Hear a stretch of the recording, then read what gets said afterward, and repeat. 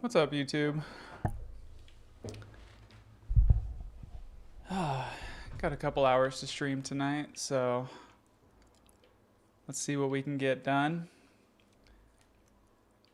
Had a lot of stuff going on this last week, so I haven't been able to get on in a while.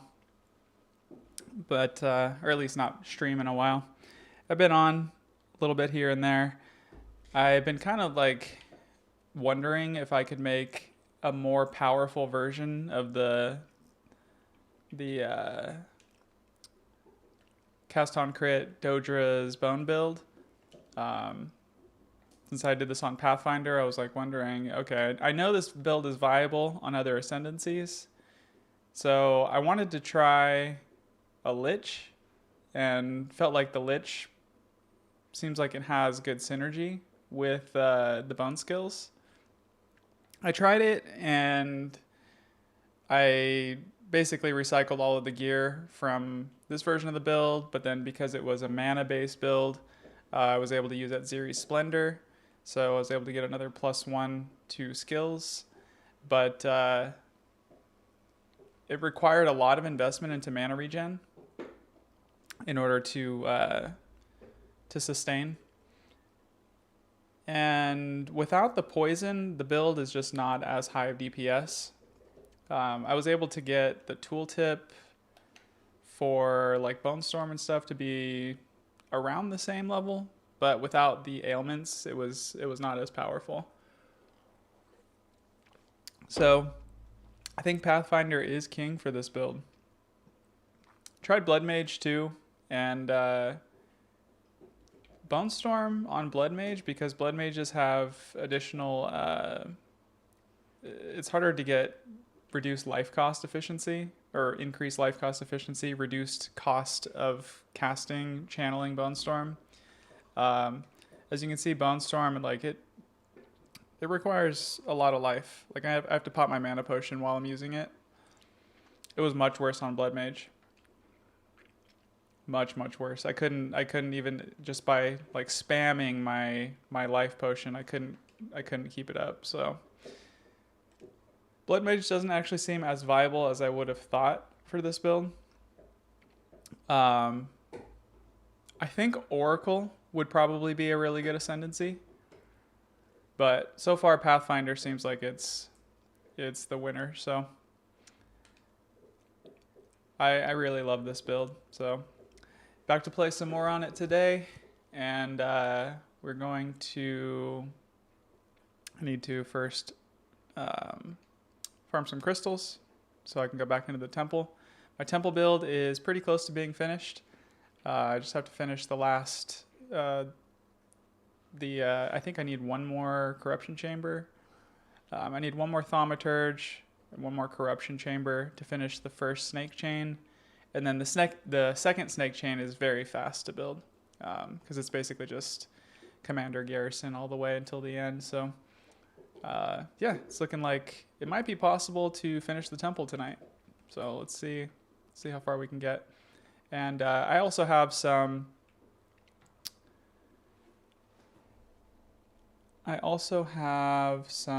Desperate Alliance Vase relics, so I might run these as well if I have time.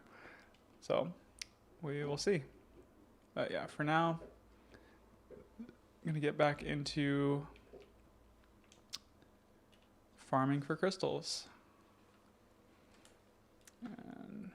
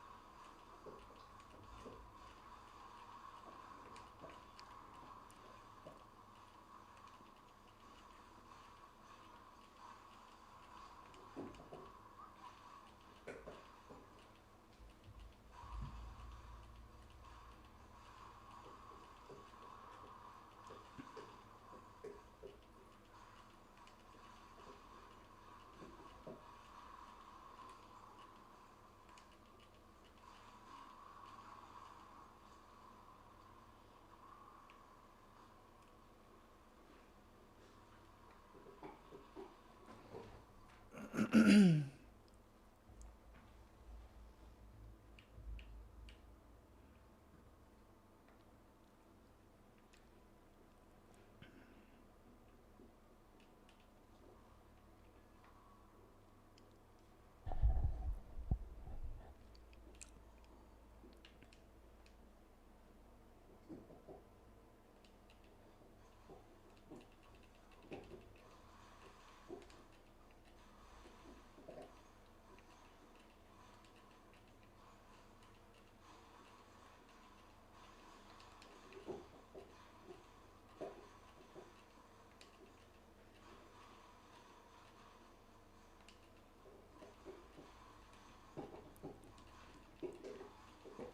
might actually, come to think of it, I might try it on Oracle at some point.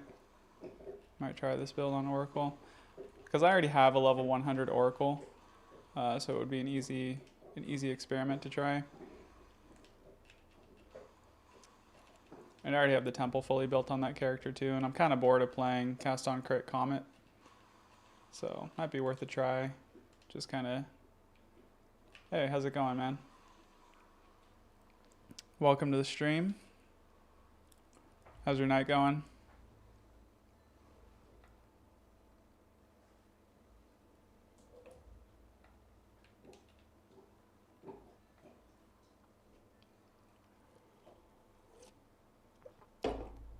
That Hammer of the Gods build looks sick.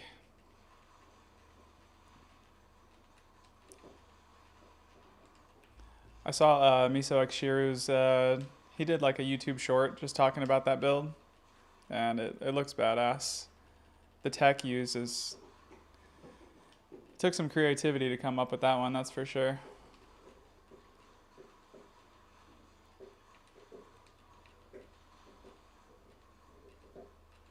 Nice.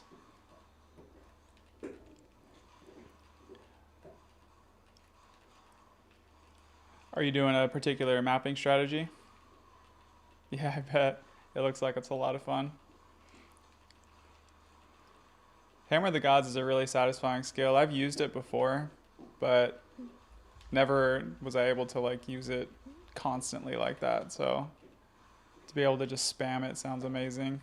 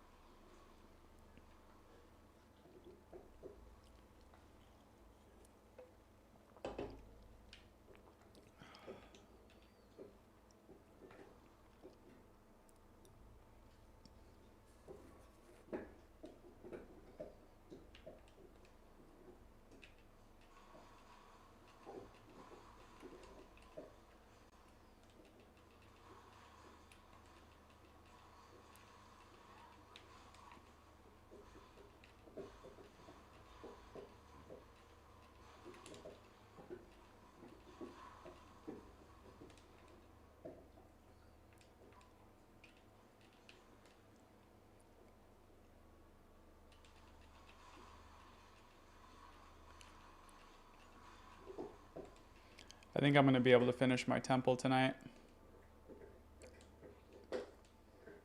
For this character anyways. Won't be fully leveled up, but at least get all the rooms down. Stoked on that.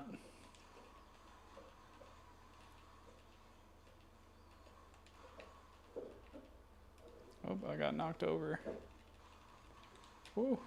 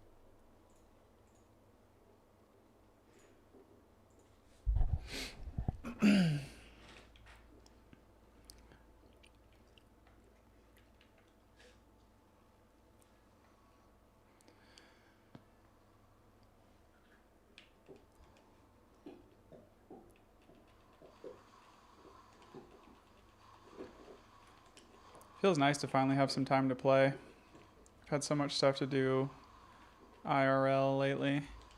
Girlfriend she had 3 days off, so we were doing a bunch of stuff. I had friends in from out of town and didn't really get to PO very much, so nice to have some time tonight.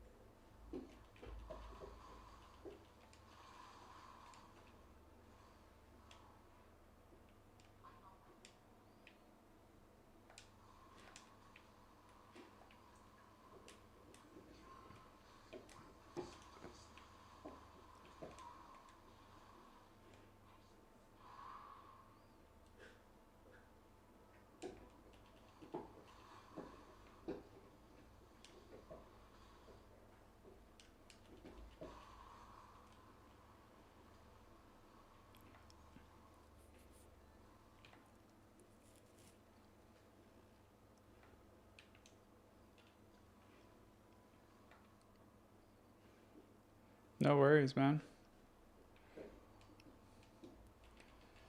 It's one of the nice things about streaming is if people want to talk to me, I can just talk while I'm playing.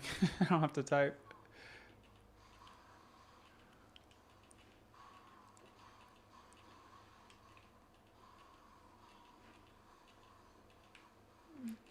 Yeah, that would make it a lot easier.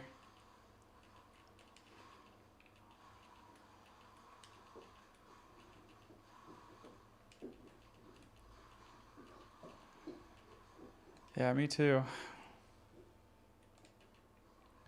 Been missing it.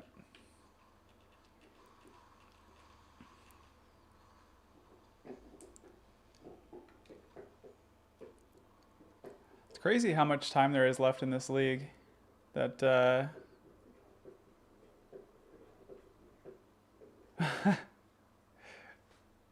it's not a bad idea, honestly. I've never made a Discord before, so I think that's my only hesitance, is just, doing something new. But I think it's worth setting one up. I feel like my channel's been blowing up quicker than I expected, so got enough followers now, I might as well.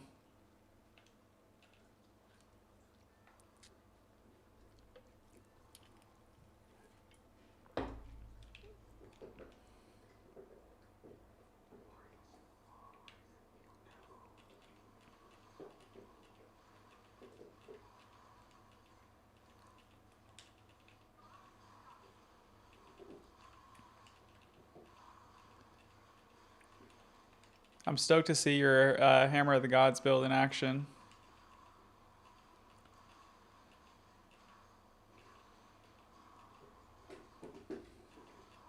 Does suck that the gear is so expensive. Oh, thanks, man. I appreciate it.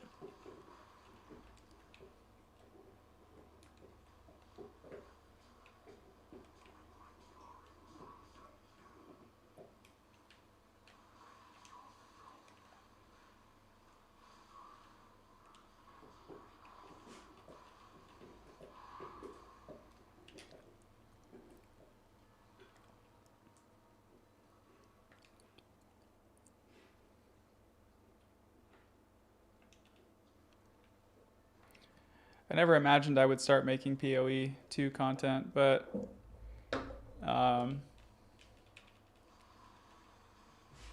just been so into the game. It's like once I start discovering things that other people haven't noticed yet or coming up with cool builds, like might as well make some vids about it and share what I've learned. Okay, yeah.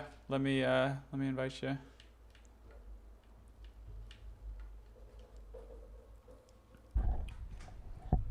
I'm just running like non-juiced maps just to find crystals, so I'll just follow you. You show off. you can show off for the stream. Surprising amount of people watch the VODs, so.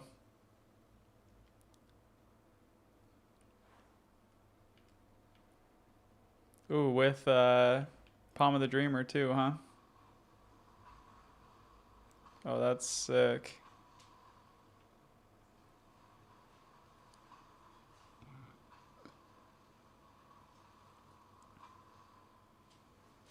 That's crazy.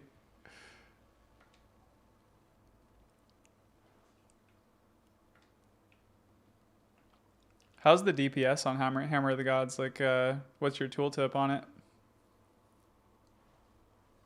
Or does it even have a tooltip? Because it,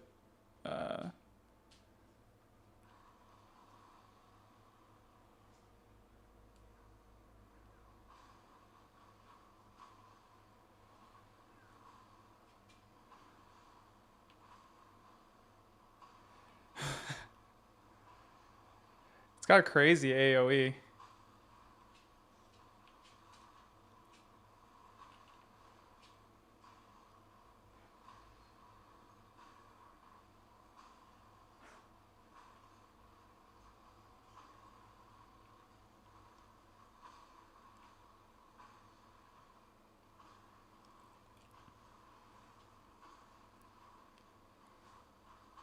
Like one hammer covers like half the screen. It's awesome.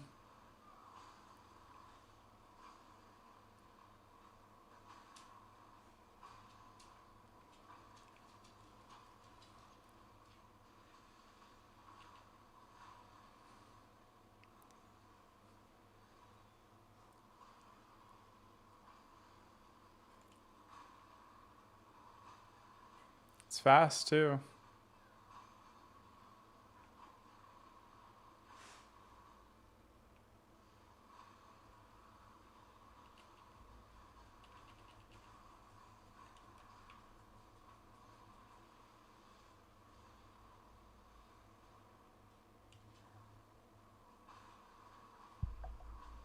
Sick.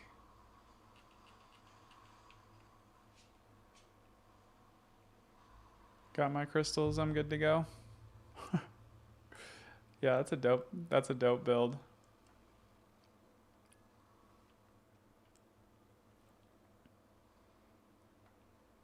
That's pretty good. And yeah, once you get that at Zeri Splendor and stuff, you'll be able to scale out even higher. That'll be crazy.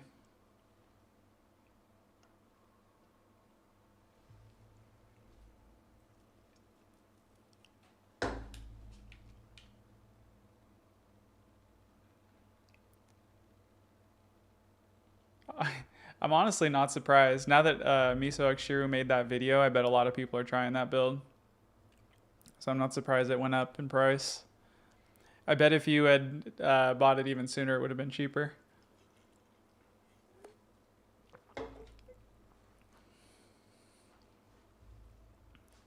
What do you need on rings?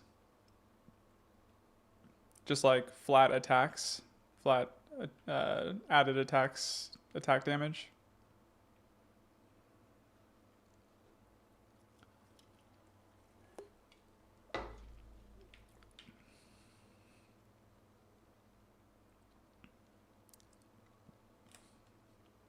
That looks really nice.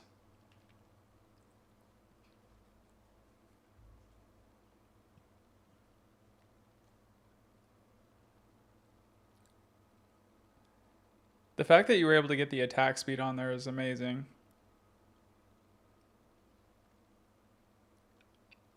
How much did you invest in crafting that?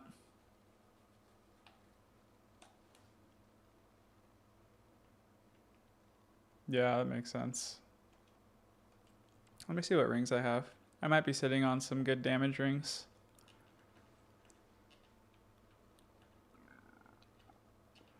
Because I've made a few attack builds.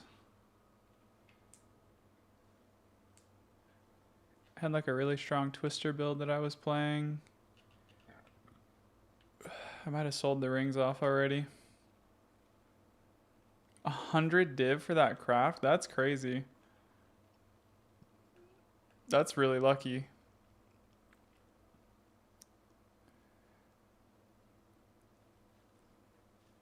Let's see, you're doing blood magic, so you don't need mana leech, right? Let's see, I've got this ring. I don't know if you're watching on stream. I'm obviously only selling it for 100 something div, but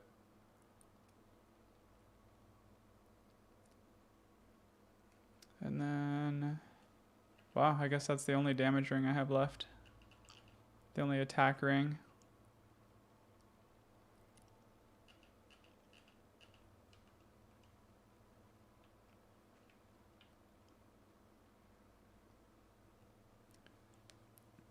The Uhtred Omen on Berserk.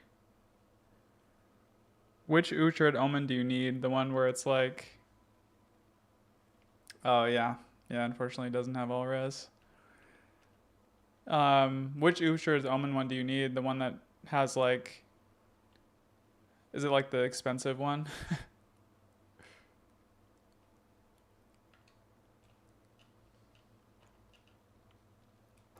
What else do I have?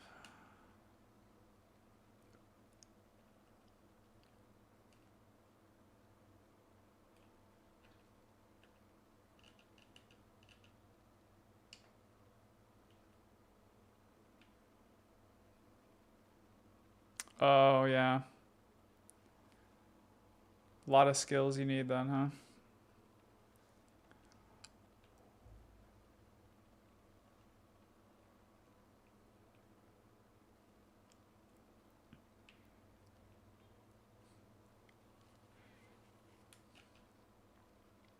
Kind of sucks when you need something so specific for a build like that. The unset rings I feel like are always hard to come by.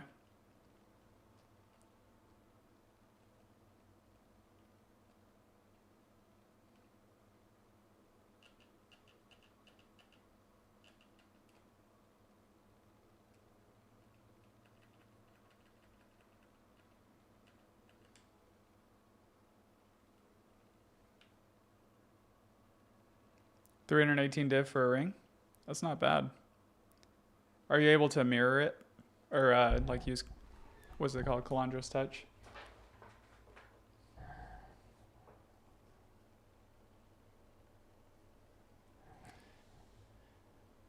Yeah, Victor,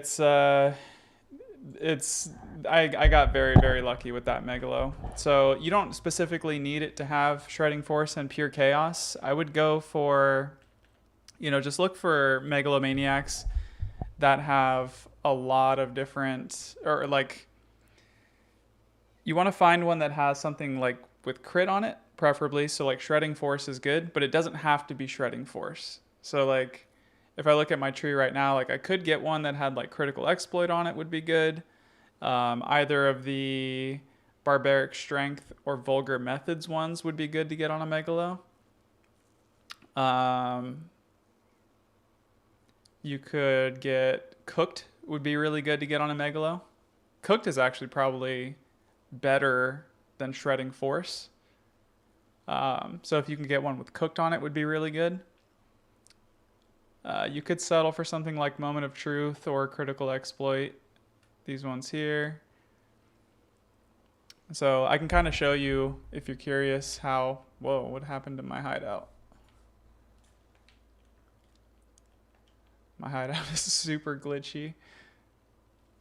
I think I need to log out. Oh, wait. Guess I'm getting kicked out. I can show you how I set up my... when I'm looking for a Megalo, how I do my search. It's kind of fun. It usually takes a little bit of time, but when you're looking for a Megalo, what I recommend doing is, kind of going through the tree and figuring out what are like good options like that. So I would say Megalomaniac and say, okay, like ideally I want one that has 2 mods, and then, let's say like I put Shredding Force in there, and then it has to be this enchant one. Critical Exploit, Cooked, Barbaric Strength is a good one. Vulgar Methods is okay. And then, things like Pure Chaos.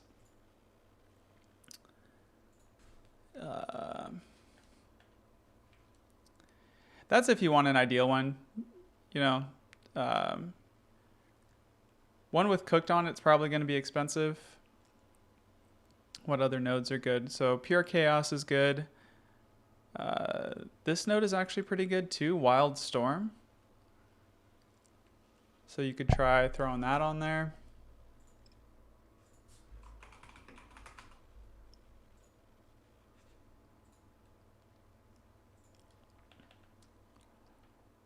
What else?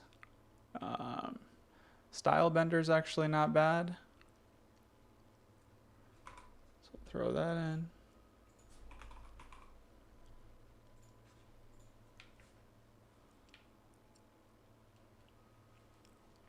Cut to the Bone. Why is it doing this to me? Cut to the Bone is a good one too. I can't show you the stats on it because my thing's glitching, but Cut to the Bone. So you just kind of go through the tree like this, figure out what are things that are good. So once again, you know, crit is good. All the poison nodes are good too. So if I go through nodes like this one here, Leeching Toxins, that's a good one to get on a Megalo. You could even get Stacking Toxins, which is the Amulet Anoint. Oh, I took it off. I was practicing. What is going on with my game right now?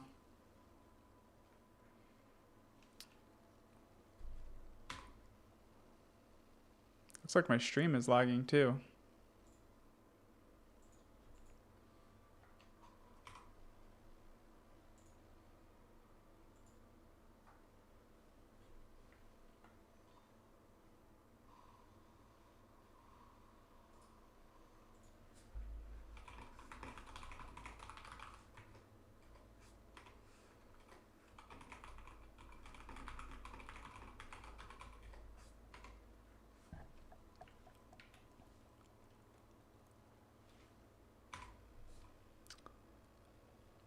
Oh, bummer. Well, hopefully you guys can hear me okay.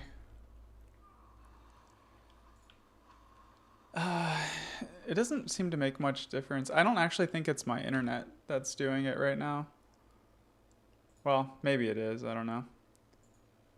My connection seems okay.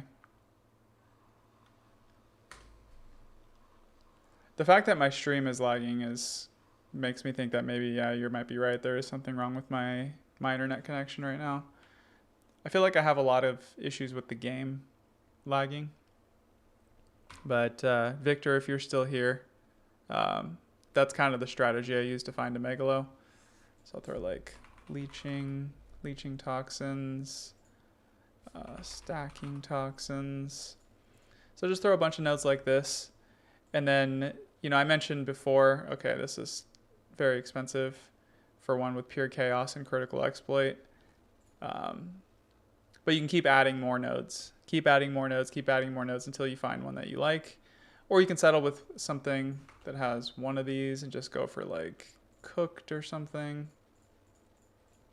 Cooked, like I said, probably, if you want to get like a single node, that is very expensive. I'd probably just anoint Cooked and instead grab Stacking Toxins on a Megalo. There you can get that for 3 divs. So that's one route to go. But yeah, definitely don't need to have like the same Megalo that I have. The one that I have now, if I were to try to sell it, especially after making my my build guide, is probably worth several thousand divines. Okay, let me re-anoint. Stacking Toxins.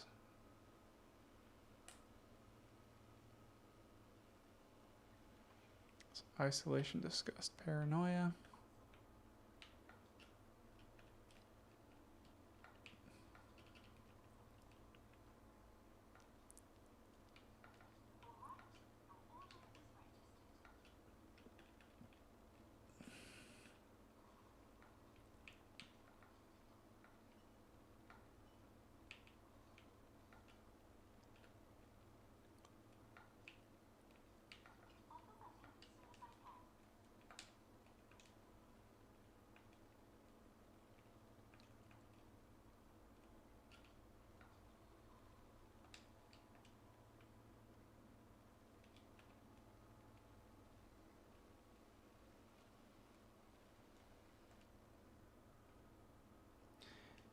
Yeah, yeah, definitely try doing it that way. And you know, whatever you can get for like the cheapest on a megalo, then just anoint the other thing that you need. So like if you do end up buying one with like stacking toxins on it, since that's what I'm using as my anoint on my amulet, if you get that on a megalo, then just anoint something else that's more powerful on your amulet, like cooked.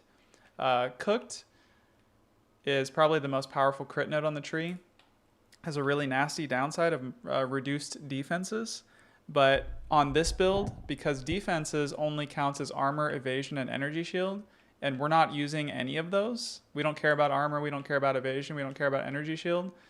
The node cooked is just pure upside of just 60% increased critical damage bonus. So that is probably the best anoint if you can get stacking toxins on a megalo, I would say.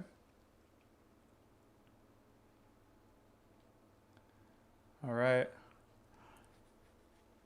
I'm going to keep running maps for crystals for temple. OG, you're welcome to keep hammering away some maps with me. No pun intended. Or if you want to go off and do your own thing, that's cool too.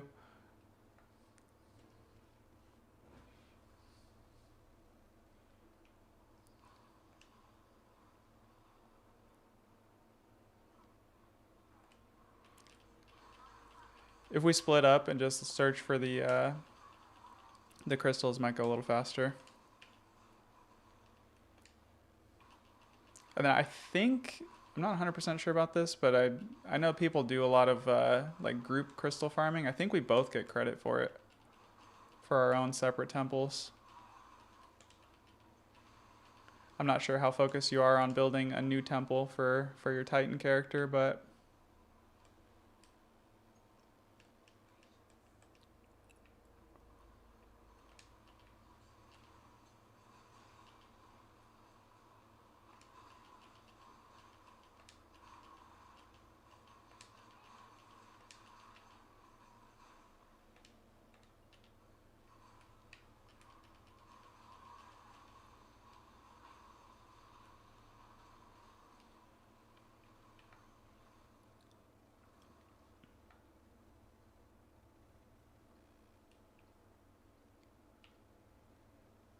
all right.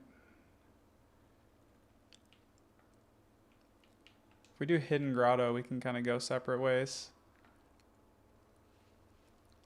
Like I go left, you go right, or something like that.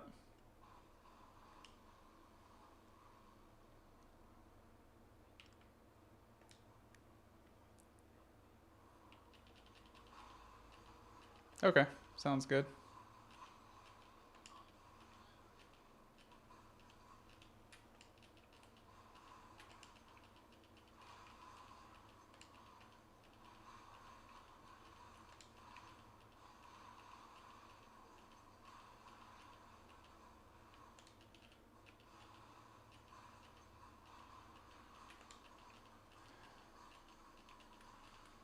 The thought of building a new temple right now sounds horrible.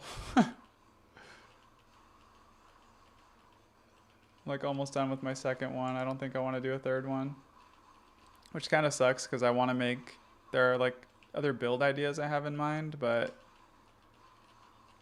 if I decide to make those builds, I'm not going to build another temple on them. Sounds like too much.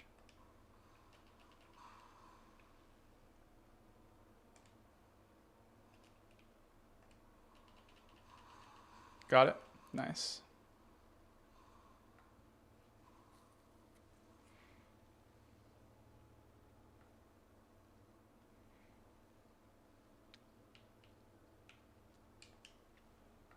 Let me double check real quick that I actually got. Yep, shows me I got credit for it. Cool. Did not mean to go back into the map. My bad.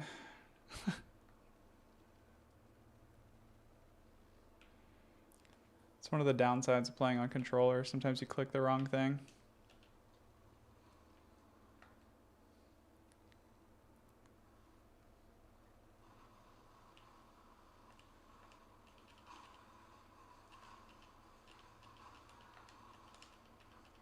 All right, man, that build looks sick. I'm gonna have to make it too.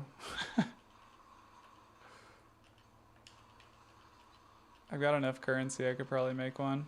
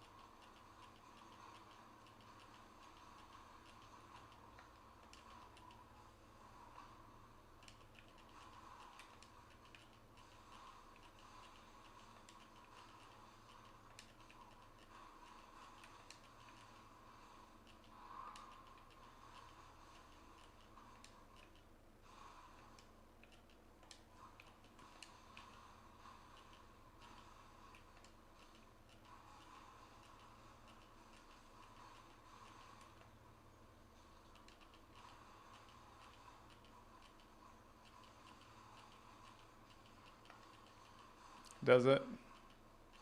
Using it as a movement skill. I've played Twister. I'm wondering how similar it is to that, where you use like whirling slash to move.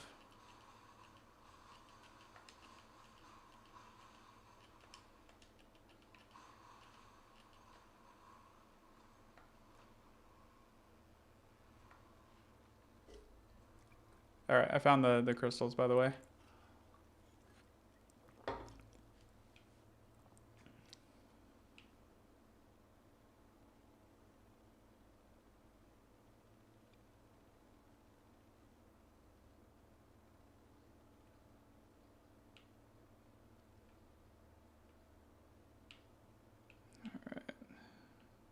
How many more maps do I have in this area?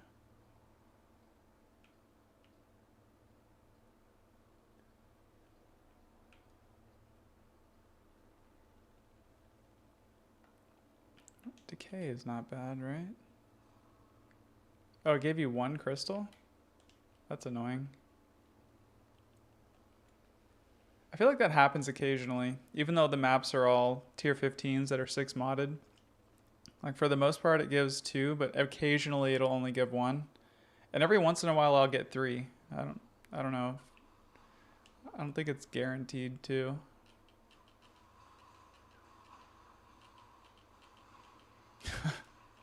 Man, it like shakes the whole screen when those hammers drop. It's crazy.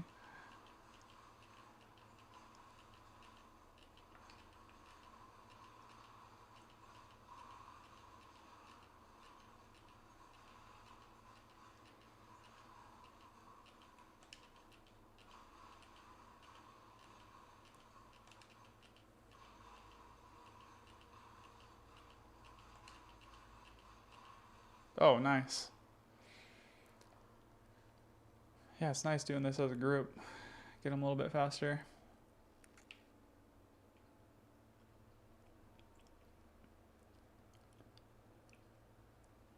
I think Trenches is not a horrible map.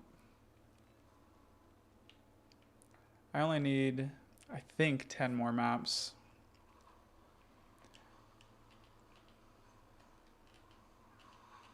One again. Weird. I wonder if I'm only getting one.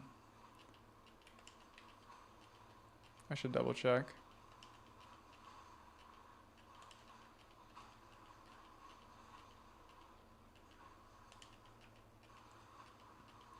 I wonder if it has to do with us separating. Like maybe if we're not right next to each other, we only get one or something.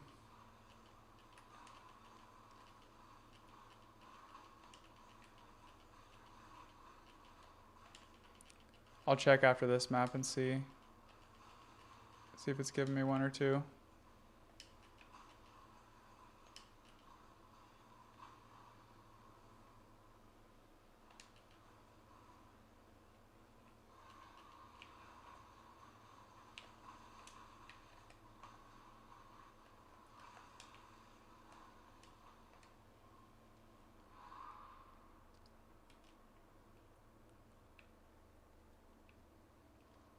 Oh, back by where we started.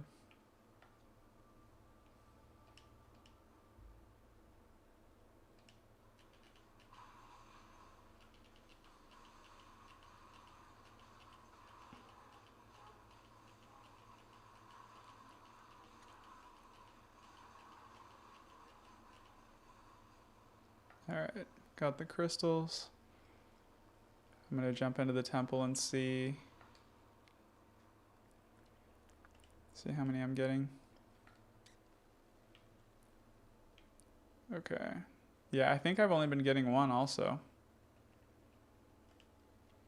Because I should only have 10 maps left to run, but or 9 maps left, but it says I need 20 more crystals. Not sure what's up with that. Let's try it again, see if it keeps happening.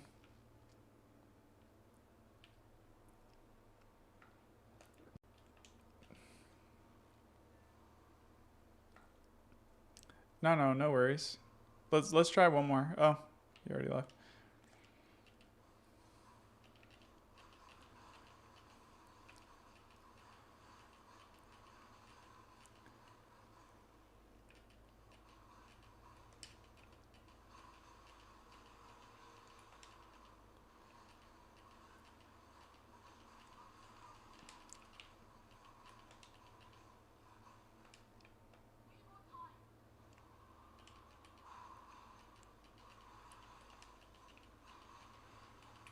I see people doing groups of 6 to crystal farm. I wonder if that I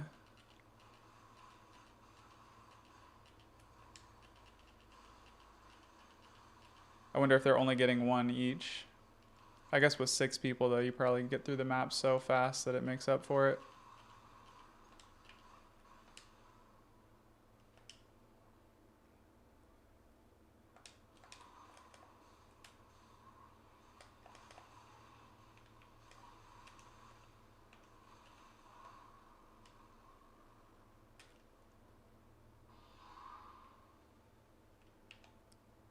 Okay.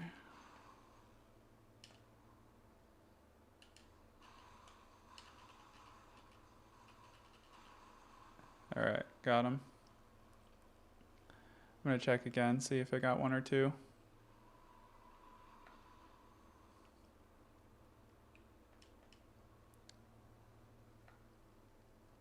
That time I got 2. That time I got 2 crystals.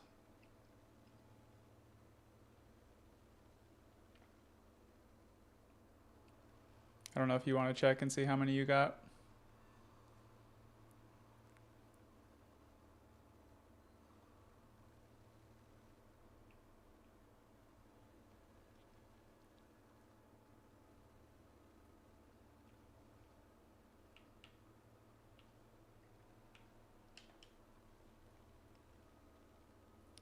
Nice. Okay, maybe those maps were just kind of a fluke. Weird to have several of them in a row, though.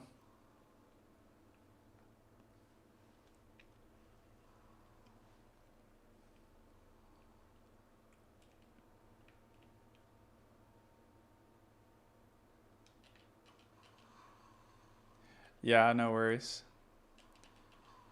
It's annoying. I don't know if streams are normally like that, but it definitely seems like there's a delay. I've listened in on my own a couple of times, and it's like, yeah, there's a good like 10 or 15 seconds from the time I say something to the time it actually comes through on the stream.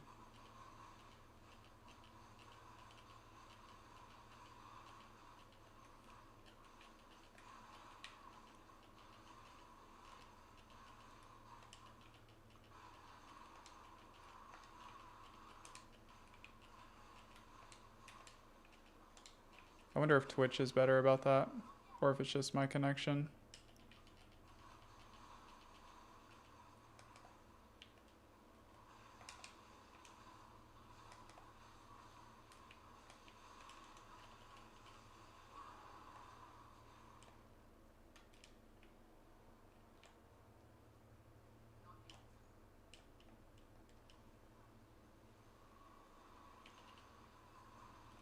Oh, I thought you were a mob for a second, because you had the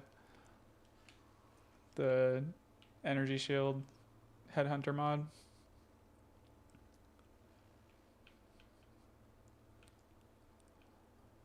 Okay, a couple maps over here.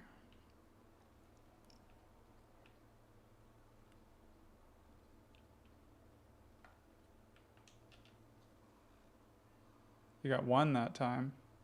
Weird. Let me double check real quick. The time we got 2, I started it before you came in. No, I got 2 that time.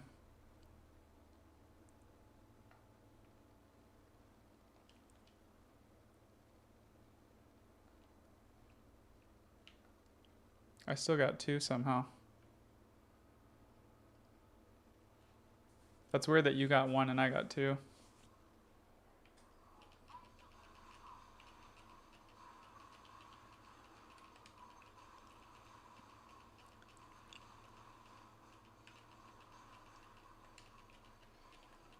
Okay, yeah, that's smart. I think cooked is a really good anoint to get on the amulet. I'd recommend getting stacking toxins for sure. And then if you can get one that has, because it looks like stacking toxins by itself is pretty cheap. Try to get something else good to go with it. Something with crit, something else that has poison on it.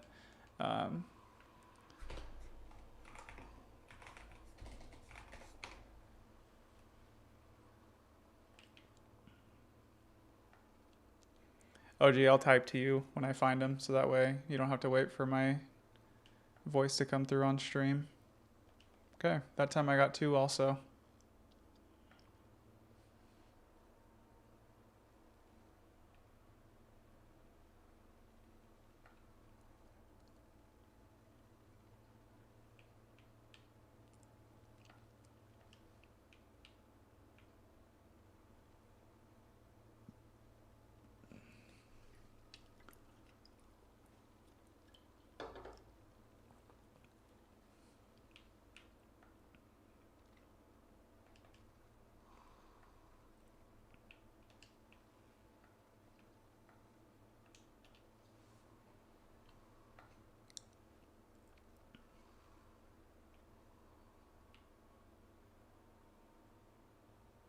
Weird.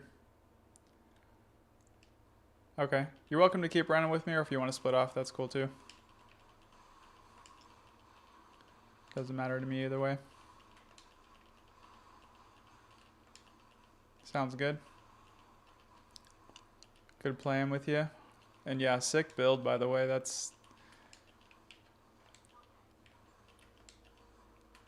I have some other stuff I want to do with this build, but I might try making that at some point just for fun. Just not sure what content I'd want to farm with it, because I know I don't want to make another temple.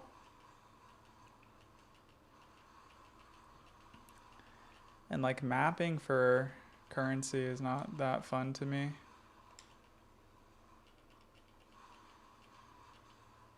I'm hoping they have some big changes to the end game in 0.5 that make mapping fun again.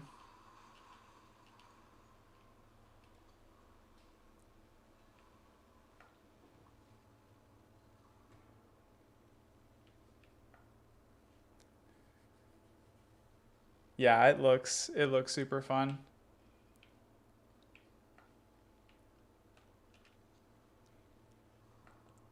I bet if you could really pump up the attack speed on Bone Shatter, you could probably get it faster. I don't know how much you'd lose in terms of damage output doing that though. I don't know too much about the build. I was able to get my Twister build to be super fast. So that at times when I had like all my Headhunter buffs up and like my Rite of Passage active, times where my attacks per second was like over 10. And I was just zooming through the map. Like it was just like to the point where it was actually kind of hard to control. Very, very fast. Probably faster than this build, but the mobility was worse because you get stuck on things and it's kind of hard to control. And Blink allows you to like clear gaps and stuff, so I think like the Blink setup's a little bit better overall, but yeah, Twister build was very, very fast.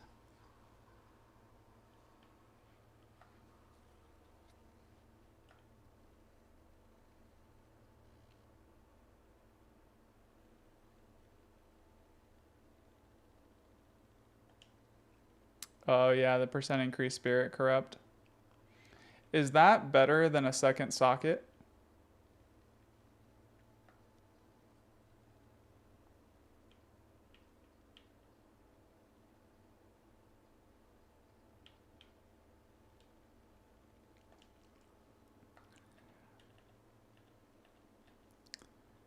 I have a sacred flame with like an overrolled gain as extra fire. I have one with 65% extra fire. Oh, Palm of the Dreamer.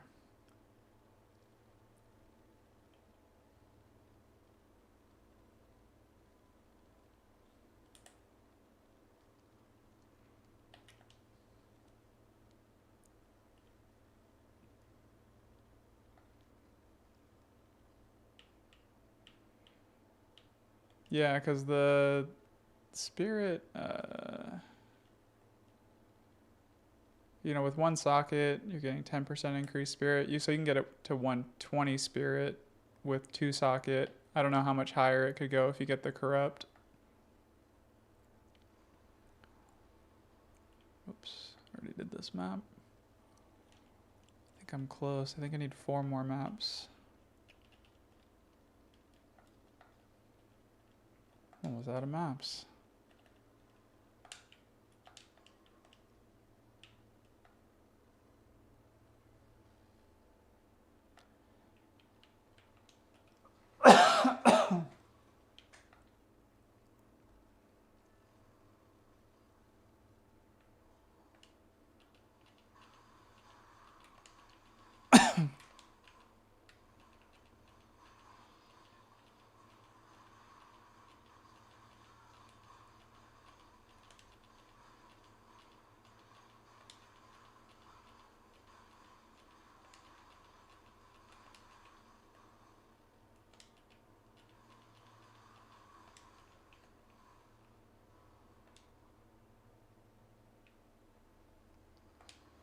Oh, wow.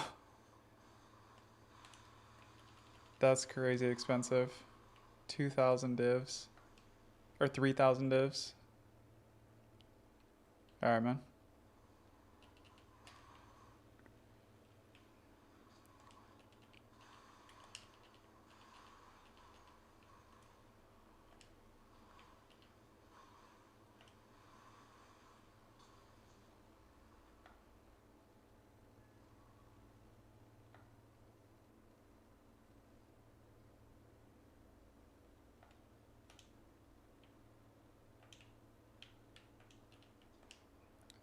Check. Should need only 3 more maps. Yeah, 3 more. And we're back in the temple.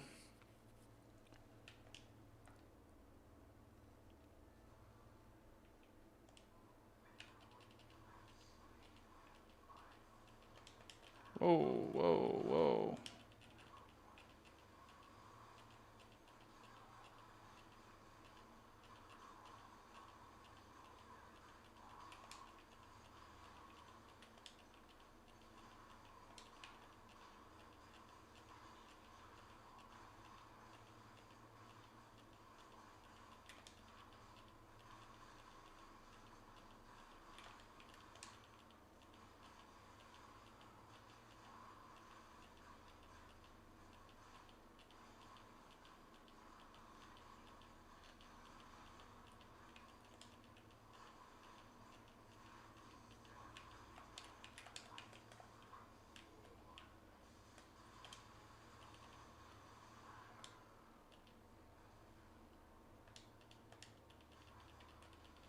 Oof.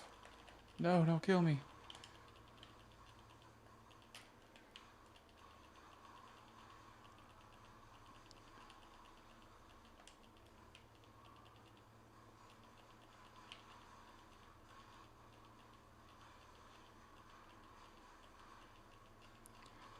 I realized the other day I was playing off stream and I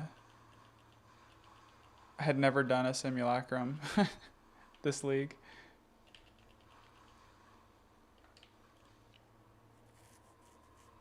This build made quick work of them though. I was able to do all, get my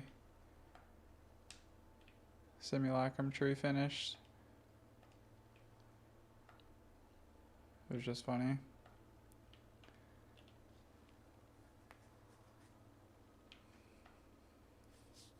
I feel like I never get simulacrum or megalomaniac drops in simulacrum. I think I've gotten like 2 ever, and they were just like the absolute worst ones you could imagine. After kind of a decent amount of farming too.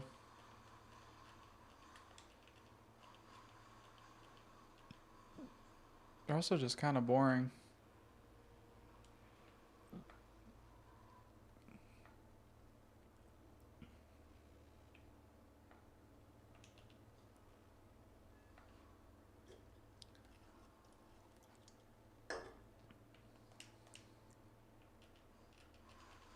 Alright, last one. Then temple time.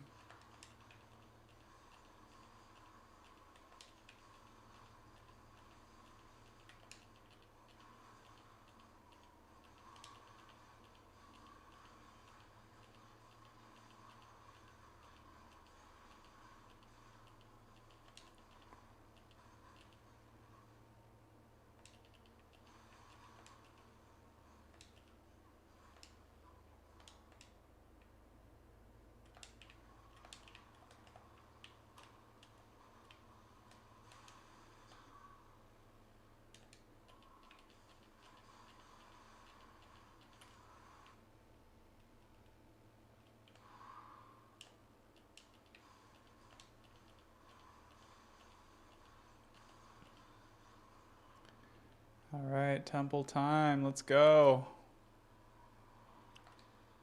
Let's go finish this temple. I think tonight's the night. Except I don't have the right room. Alright, let's lock that. We need a thaumaturge. Desperately.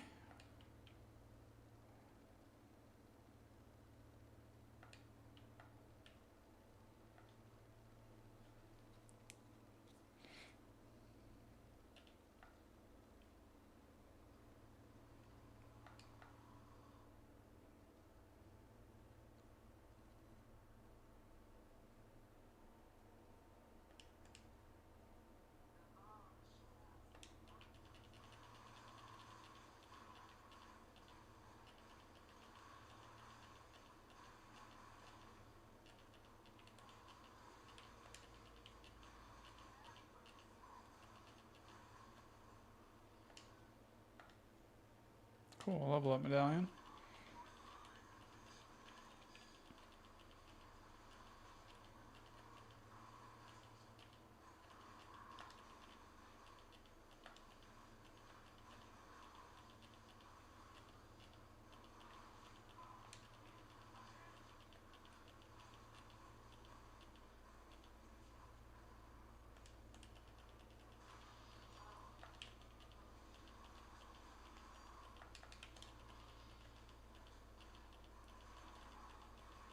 Welcome back.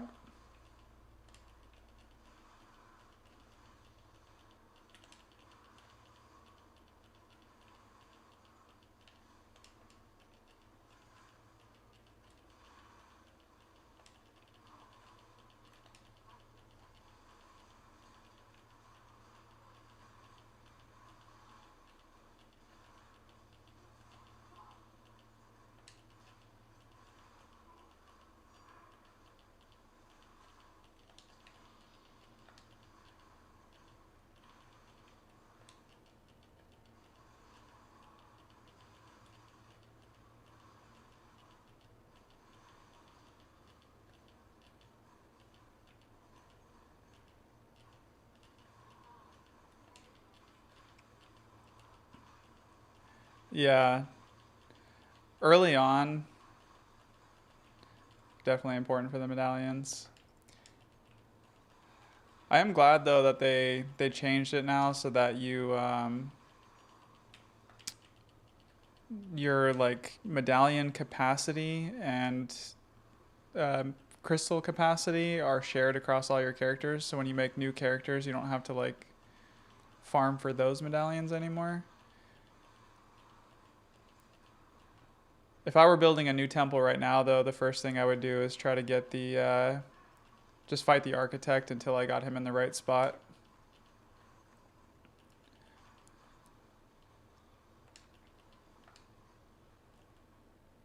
Oh, I'm maxed on medallions. I'm not going to need this for a while. Even right now, like, you know, my temple's like pretty far along at this point, but I only farm until I'm maxed out on medallions, and then I bail on it. Okay, no thaumaturge still. I swear, thaumaturge feels like the hardest room to get. Yeah, for this temple setup, you want them right in this spot. So it's 1, 2, 3, 4 slots away from the edge.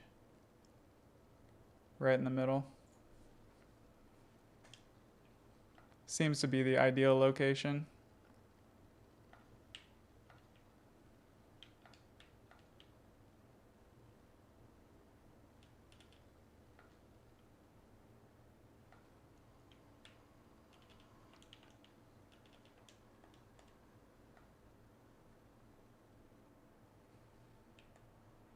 Nice. Yeah, that's what I'm doing with this temple. As soon as I complete the build, then I'm going to start the Doedre farm strat.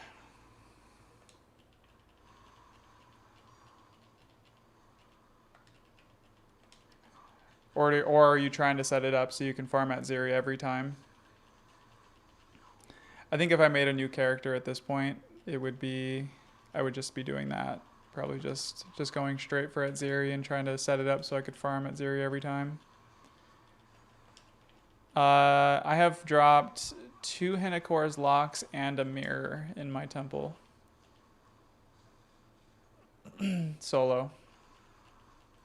All solo. I actually haven't had any crazy drops in group play. But I haven't done a lot of group play either, so.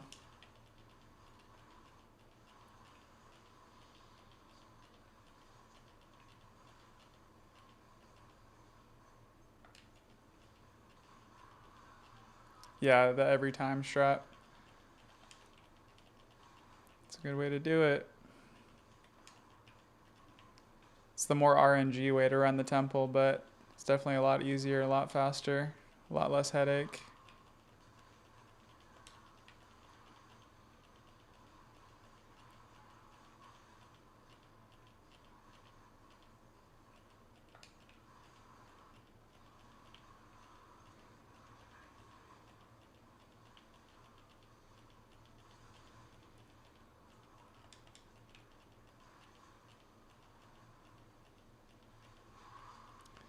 I think my plan for right now is finish building this temple and then maybe experiment with some more either Pathfinder builds or Oracle builds, since I'll have a fully built temple on both of those characters. Just like try making other characters with those ascendancies, so that way I can test them in the temple.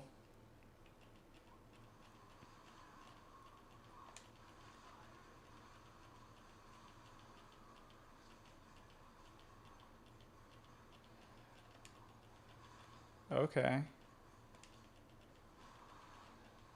You can run all 3? I thought you could only run one rite of passage. That's crazy expensive to set up, though. I think I have, what, the wolf? Yeah, the wolf one. It's crazy. I bought the wolf one for like 300 or 400 divines or something early in the league. And then when I went back and looked at it like 3 or 4 weeks later, it was like a mirror.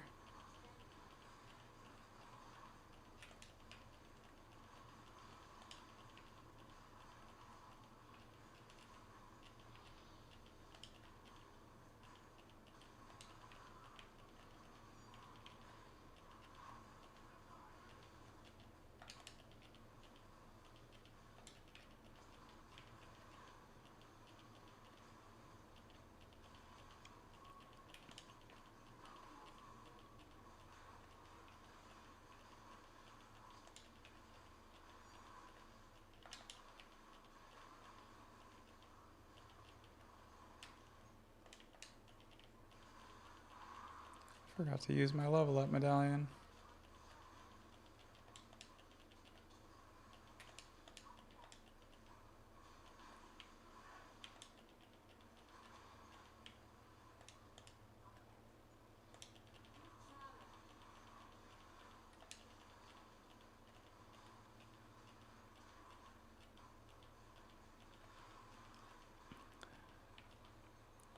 I was bored the other night when I was hanging out with my girlfriend. She was doing some stuff on her computer. So I pulled out my laptop and I started doing stuff on POB. I wanted to see if I could make a stronger version of this build. I wanted to see like what's the next upgrade that's going to get me like a huge damage increase. So I like theory crafted an adorned version of this build. Basically the same build would play the same, but the DPS is like double if I had an adorned.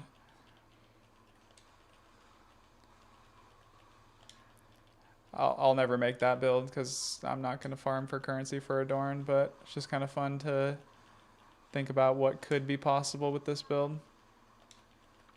Yeah, tooltip would probably be over 5 mil on Bone Storm.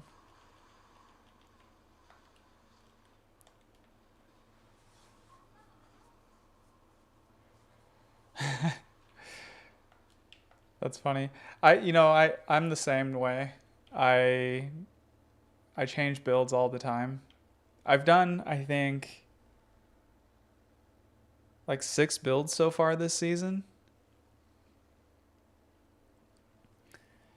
Yeah, no thanks. I'll pass on running Temple of Chaos.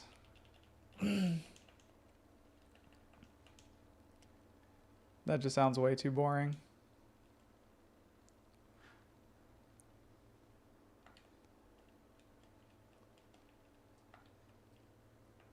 I want to move these divs into the other div pile. I feel like I always say that too. Once I find a build that I really like, I'm like, oh yeah, I'm not going to make any more builds this season. But then I find something cool like that Hammer of the Gods build or something. Then I'm like, well, maybe I'll try another build. It's actually my favorite comment on my my build guide video for this build. Somebody in my comments said, he's like, I just spent 30,000 divs experimenting with builds this season. I told myself I was done. And it was like ... Well, here I go again. like he was gonna make my build. It was pretty funny. So I totally get it. I do the exact same shit. All right, what do I level up?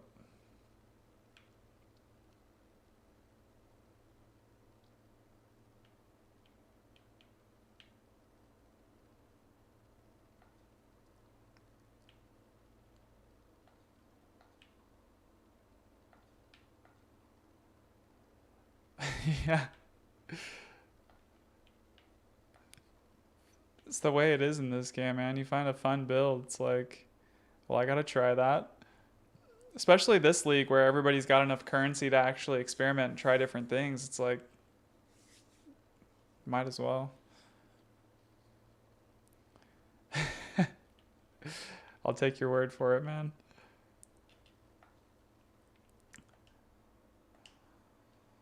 I'm like on the fence about trying the Hammer of the Gods build just because it looks super fun, but also like I'm almost kind of burnt out on making new builds.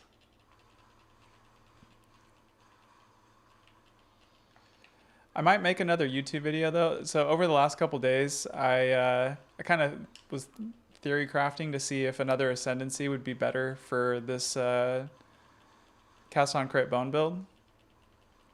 And I tried Lich, and it actually was pretty fun. It's a pretty good Ascendancy for this build. You wouldn't go poison. You're just like, all the other build mechanics stay the same, but you don't go poison. And it's more tanky, which is cool. You can get a lot of energy shield on that build. But I think I might make a YouTube video, not on that build, because it wasn't as good as this one, but Pathfinder kind of ended up being stronger in the end. But I kind of stumbled on a really, really good like way to twink level a caster. So I might make a build guide on that because I didn't really see any good ones out there on it. What do you think about stacking toxins and impair? What is impair?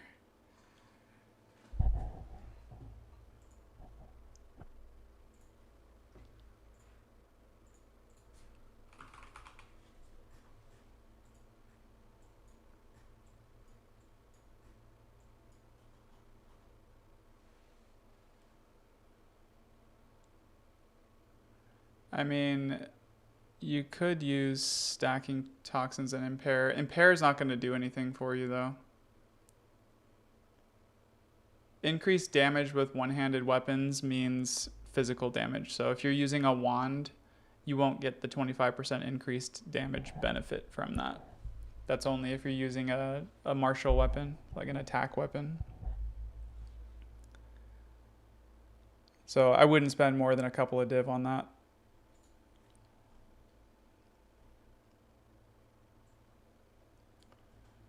Let's see what other nodes would be good.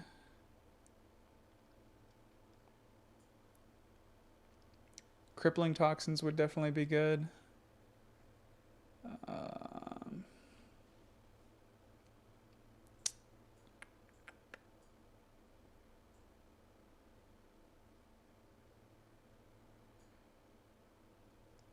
Sacrificial blood would be really good. If you can get that on a Megalo, that would be good. Also, this one, desensitization. So just a couple more options. Erraticism's no good. We don't care that much about cast speed.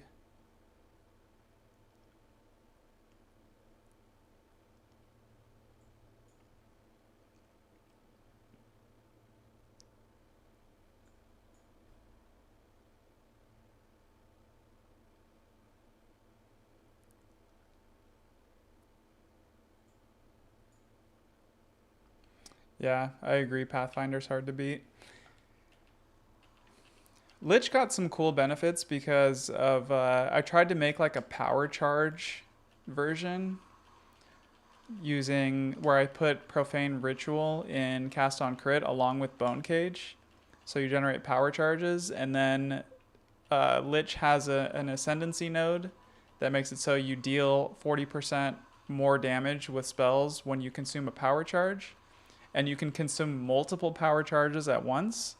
So you can consume like 3 or 4 power charges at once to get, 120, 160% more damage. It's a huge damage buff, but it was inconsistent. And it's hard to generate power charges against bosses where you'd really want it for Bone Storm. You can get like 1 or 2, but you kind of have to wait to get them. And there's also the other reason I really wanted to try the Lich Ascendancy, I'll show it on screen, is so the Lich has this node, Rupture the Soul. It's kind of like a built-in Palm of the Dreamer. So curse, when you kill enemies that are cursed, which Doedre's undoing, you're using the vulnerability curse as your main skill. They have enemies have a 33% chance, so it's like a 1 in 3 chance to explode, dealing a quarter of their life. So it's like a not as good version of Palm of the Dreamer, but you get it for free from your ascendancy, which is pretty cool. Then I was playing with this as well. Spells consume a power charge to deal 40% more damage. And then it was super tanky, and you're able to actually regenerate enough mana to run the build. Definitely a cool way to play it, but not as good as the Pathfinder still. Pathfinder just gets so much damage scaling from Traveler's Wisdom.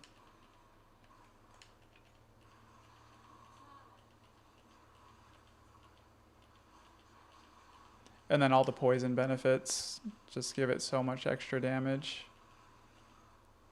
It's crazy how much poison DPS we deal on this build. Alchemy Lab. That's not what I need.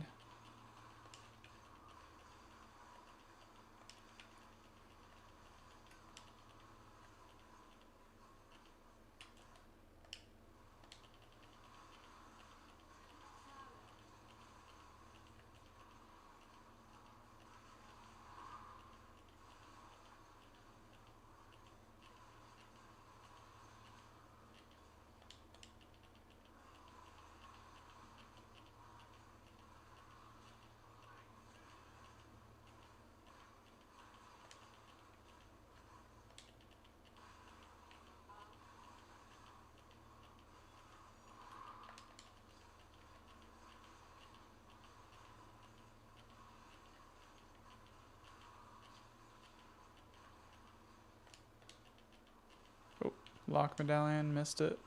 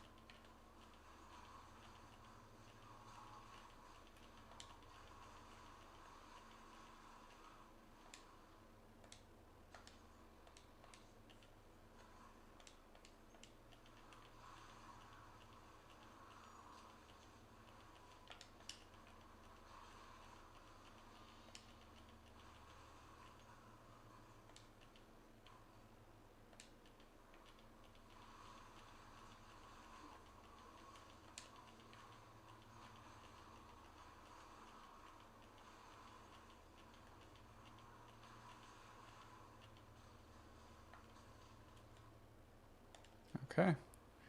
We're full on medallions. Let's see if we can get lucky and get a thaumaturge this time. Come on. Thaumaturge. No luck. Should I just re-roll? Damn it.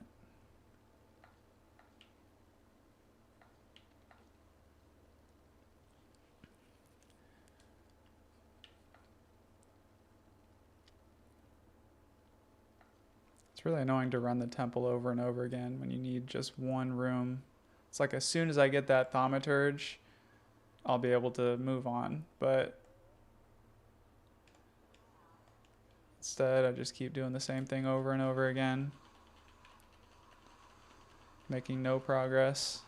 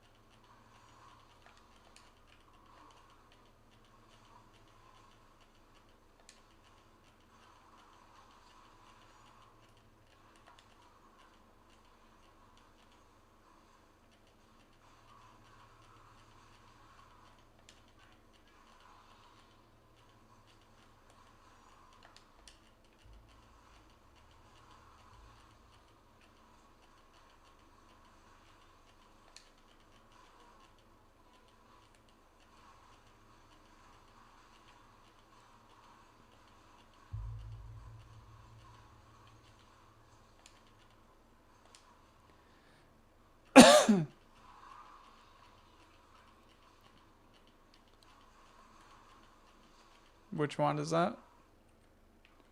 Did you link me something? Yeah. If you want to link me at endgame, I'll take a look.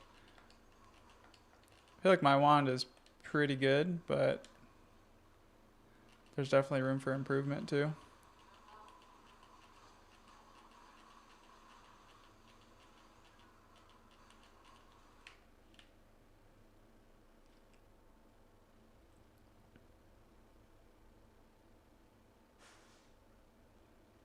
That's a nice wand. And it's got a second socket. That's pretty good. So mine currently...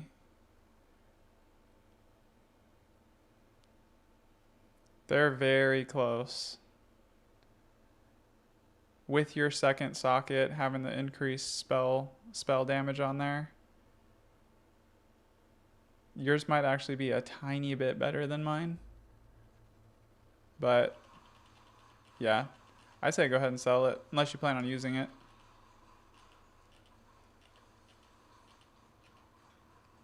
Is it corrupted or is it an exceptional base? No. Oh, sanctified. Sanctified 2-socket exceptional wand.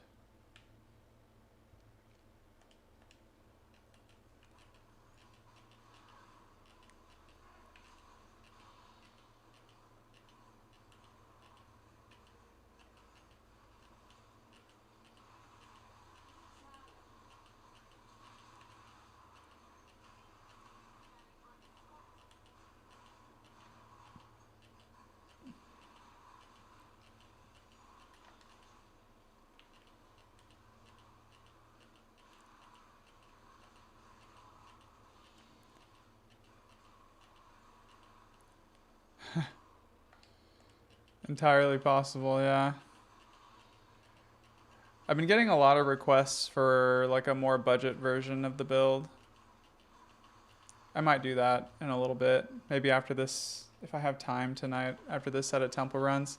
A guy asked me if I could make a version of this build under 50 divines, and I was like, I really don't think I can, but I'm also kind of intrigued enough to say like, it might be fun to try.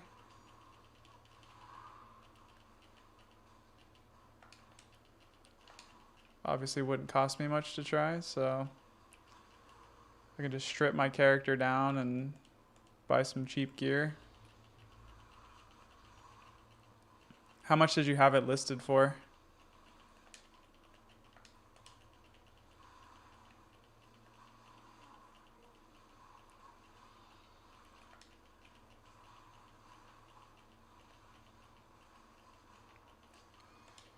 You're welcome. Hope you're able to find what you're looking for. Good luck putting together the build.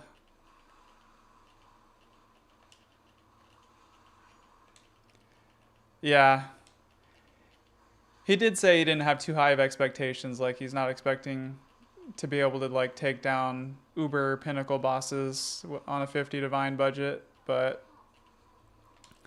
I was kind of thinking like if I'm going to do a 50 divine version of this build, it would probably not use cast on crit. It would probably just be self-cast Bone Cage with Bone Storm. That might be doable under 50 divs. And you can get like +3 Vertex helms for fairly cheap.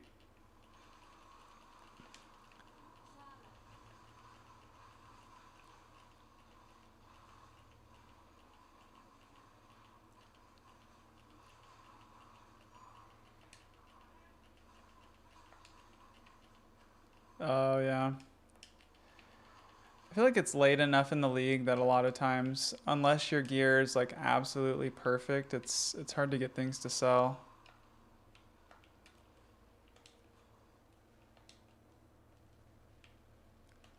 I have a lot of things for sale that I just keep lowering the price on and they're still not selling.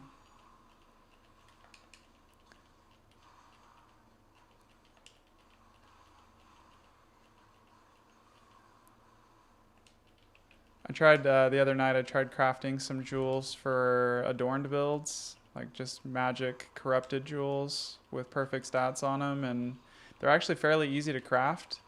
And I listed mine competitively and they haven't been selling.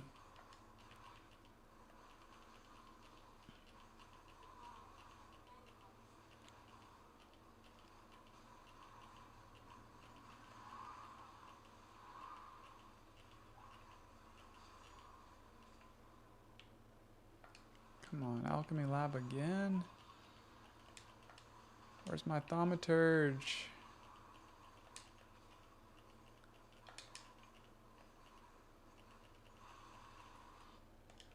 I have 3 medallions right now. What's going on?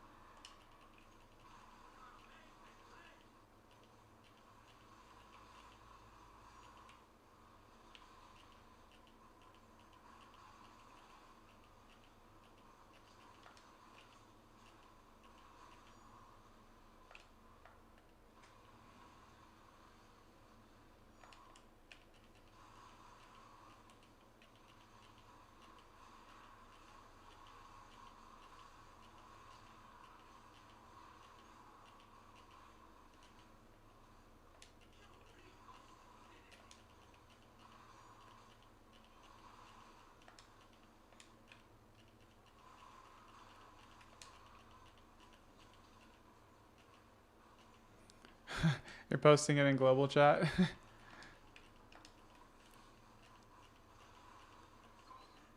Got to get the word out somehow, right?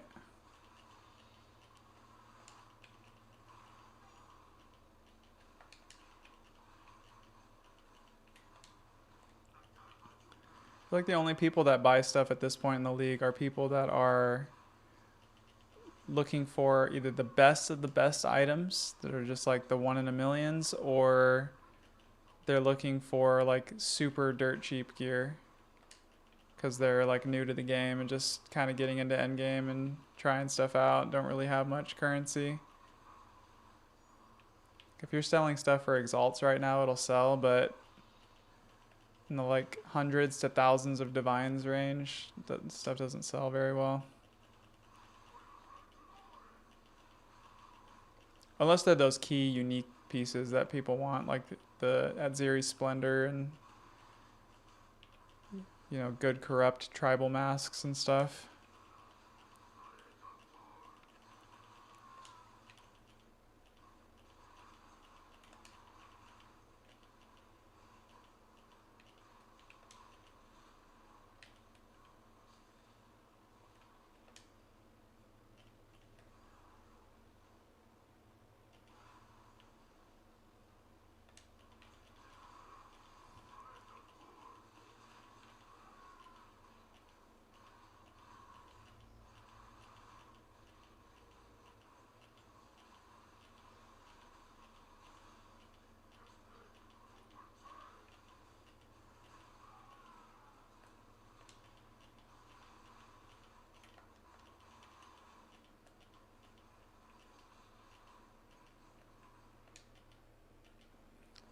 Yeah.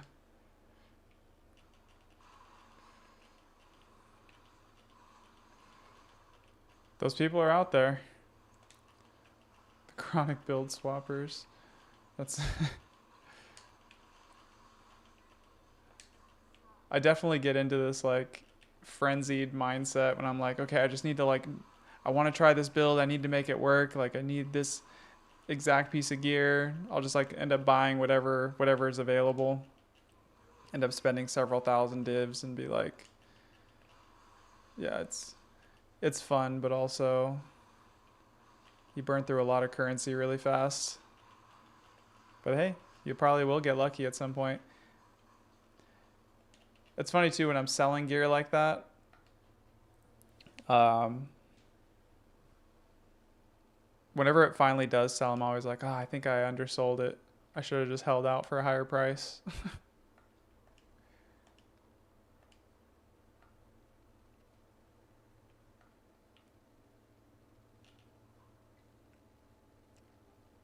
Come on, man. I got the corruption chamber. I need the thaumaturge first.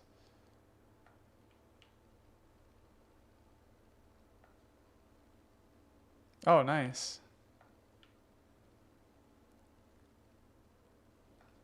You'll actually get a bite on it.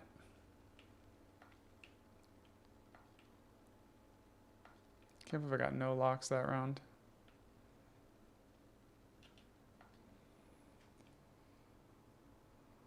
All right, next one, next one.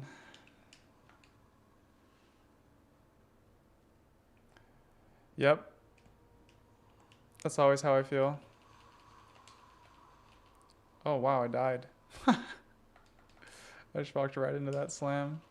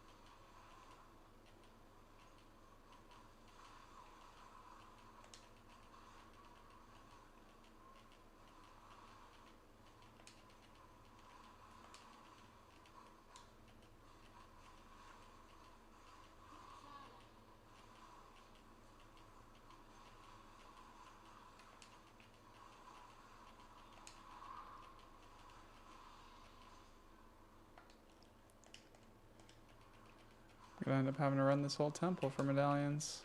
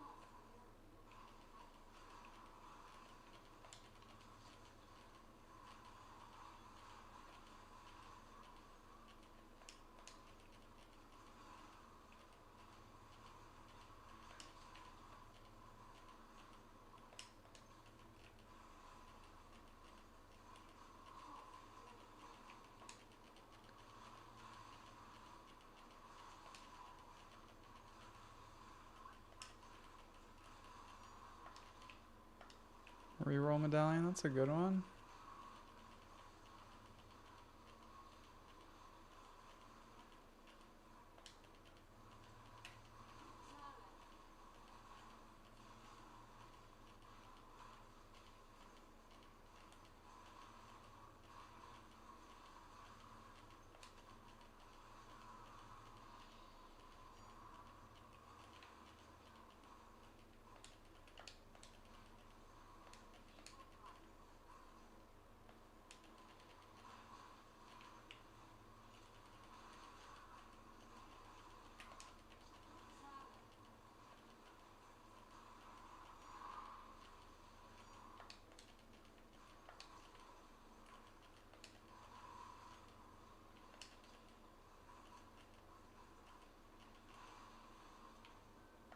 Another reroll.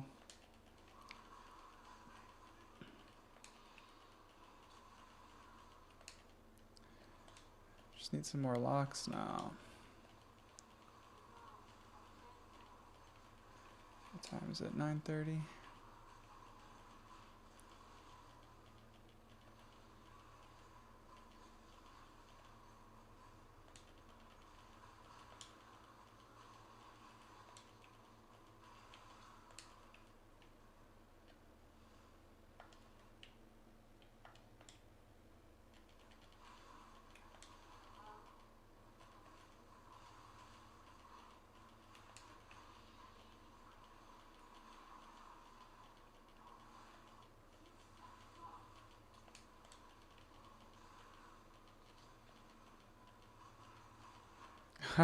Hey, I appreciate it, man.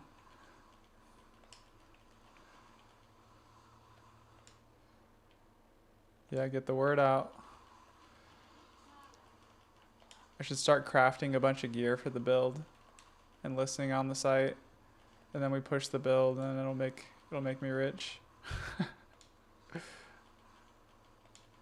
I feel like that's how a lot of streamers make a lot of currency in this game. They like popularize a build and then craft a bunch of gear for it.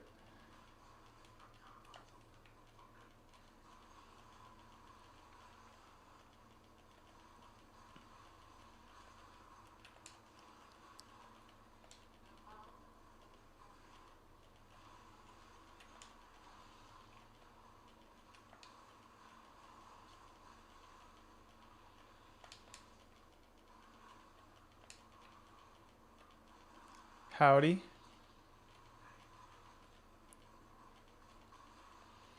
Howdy from PoE chat.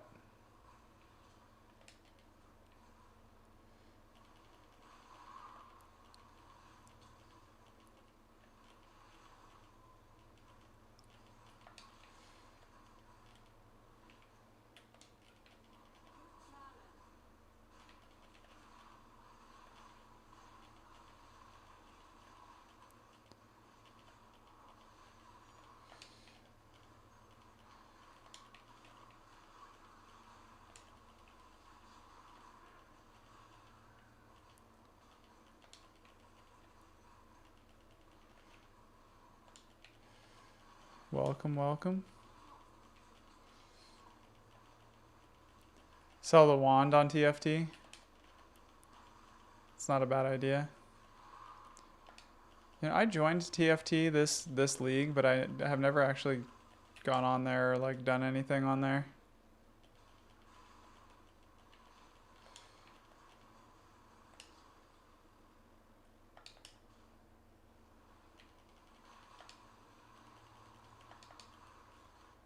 Okay, one more medallion.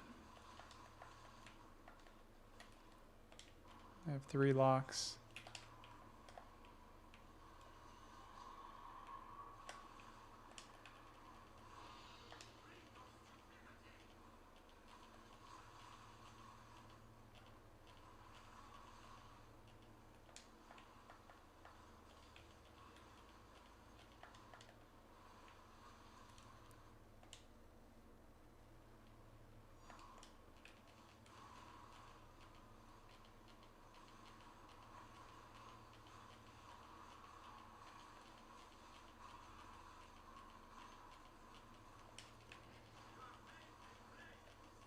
Oh yeah, like if you want to ascend, like buying ascensions on there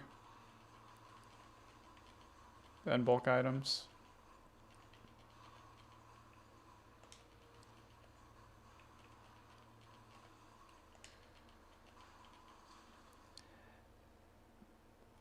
Yeah, yeah, I'm using Bone Cage with cast on crit with poison. So it's all, I can get 6 poison stacks. So we got vulnerability with Doedre's, triggering, cast on crit, Bone Cage, uh, Bone Storm for bossing.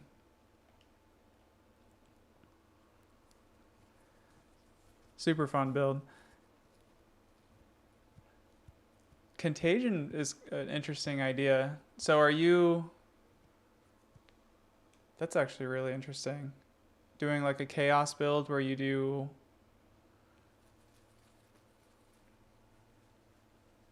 You're putting Contagion in cast on crit? Is that what you're doing?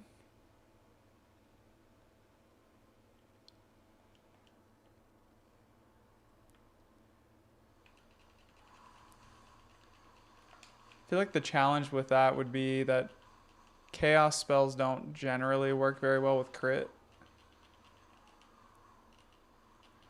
It's like if you're going to do a cast on crit build, then you have to invest a lot into getting crit chance, but then like Contagion and Essence Drain don't really benefit from crit very much.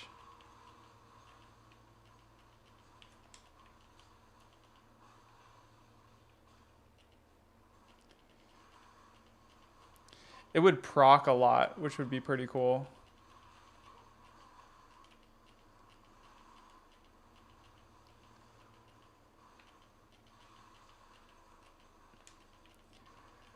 Put both Essence Drain and Contagion and cast on crit, and then use Doedre's to trigger it all. That seems like it'd be pretty fun.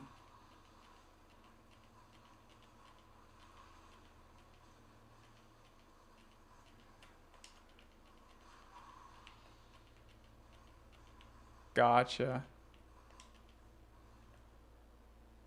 That sounds like a pretty fun build. Definitely unique. I don't think anybody's doing that, or I haven't heard of anybody else trying that.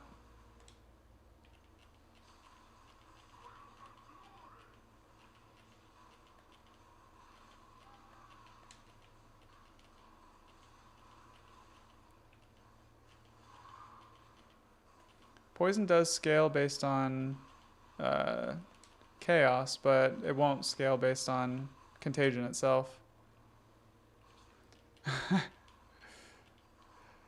I've done so much testing lately. It does sound interesting though. Should I just try it in my current setup?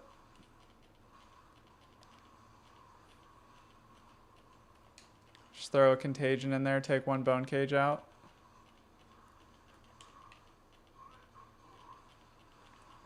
The only problem is I have no scaling of chaos skill levels.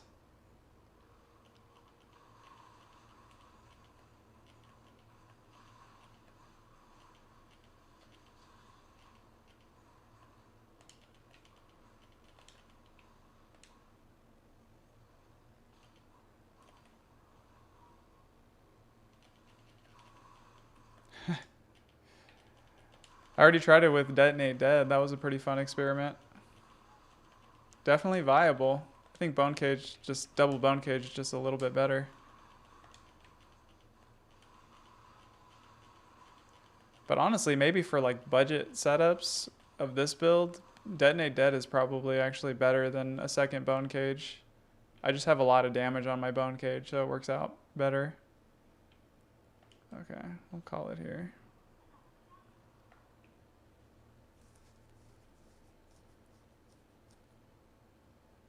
That makes sense.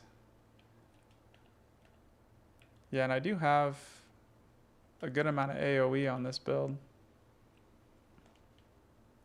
Fuck it, let's try it. Alright, everything's locked. Still no Thaumaturge. Got 2 rerolls.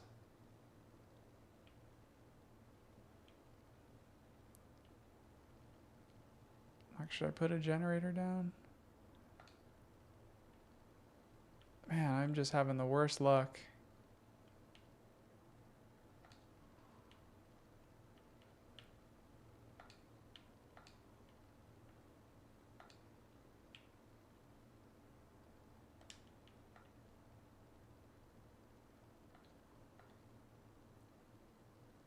Nothing connects here. I'm just gonna put it here.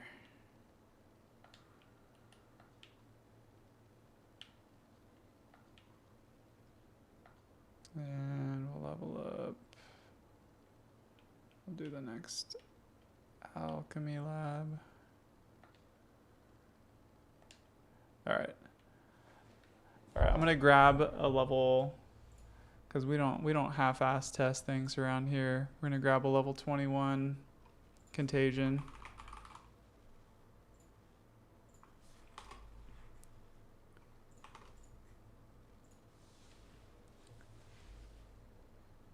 I was like 3,000, but it's Exalt.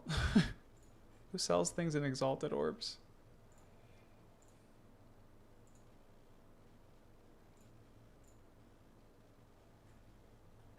Sure.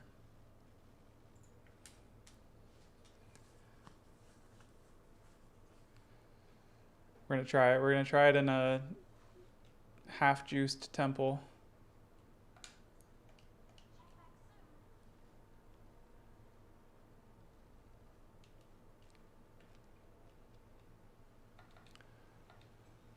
Throw it in my CoC.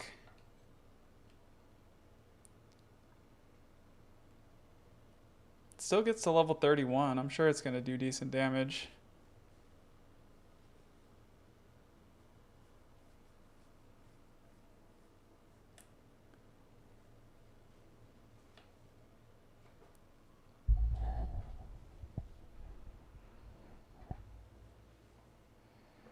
True.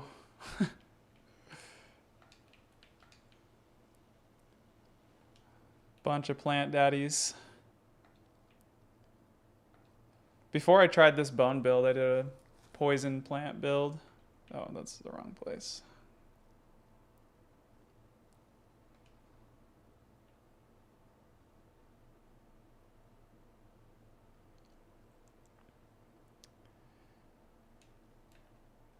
Seals support.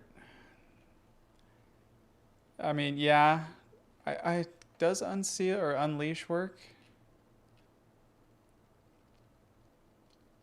Yeah. I know quality already gives it a couple extra targets. So contagion targets 2 additional. But yeah, with unleash you get a lot more targets. I can't fit it in though because I need astral projection and spell cascade for bone cage.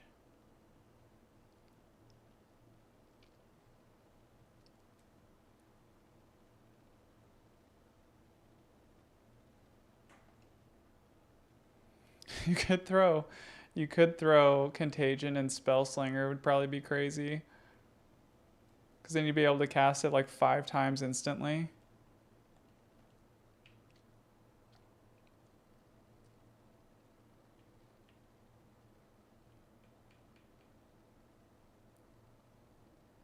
Alright. We're gonna try it in cast on crit. Cast on crit goes crazy because I'm critting so much it just goes off constantly.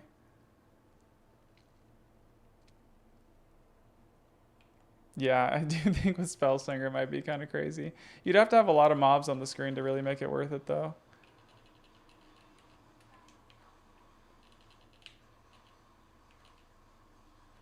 Whoa, he almost killed me.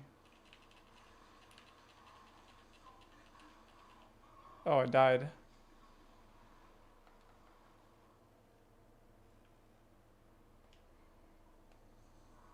It's not a great start. I've already died.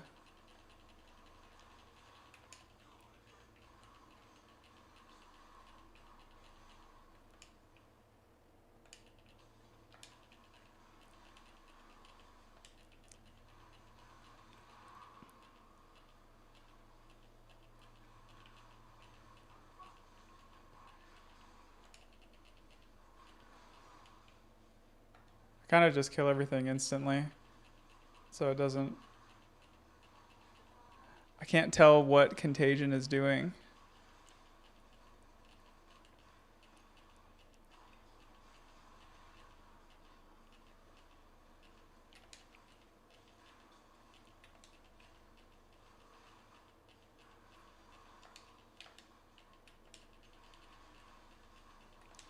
My double D drop.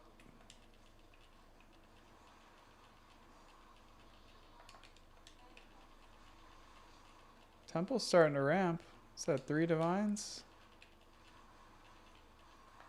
4 divines, 1 room? Let's go.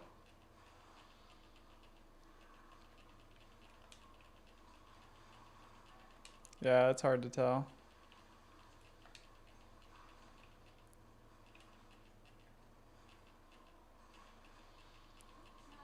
Yeah.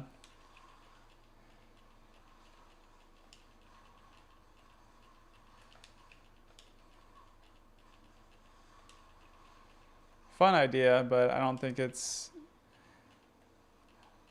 At least in Temple, there's not like a really high like density of mobs that are all standing really close together. And when there are, the Bone Cage already kills them super fast anyways. It's like doesn't really have time for Contagion to spread.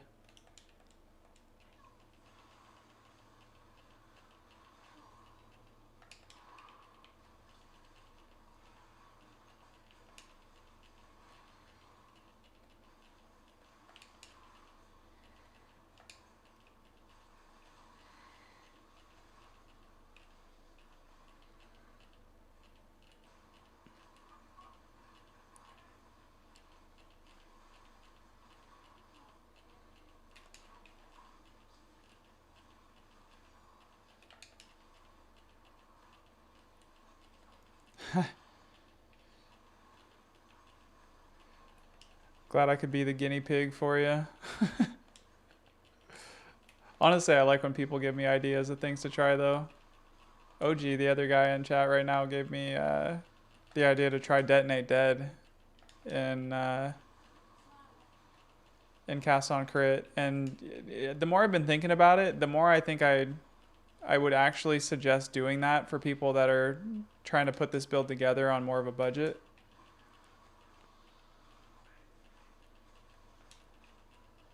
I think on the high end, like if you've got a lot to invest in this build, going double Bone Cage is going to be better overall, but Detonate Dead might be better on a little bit less of a budget. So like 1 Bone Cage, 1 Detonate Dead in Cast on Crit. Commander.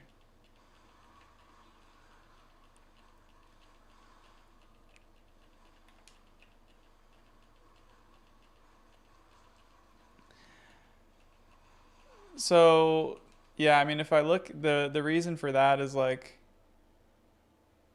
yeah, yeah. Like when I'm fully buffed, like the DPS on, you know, Bone Cage and Cast on Crit is like 600k.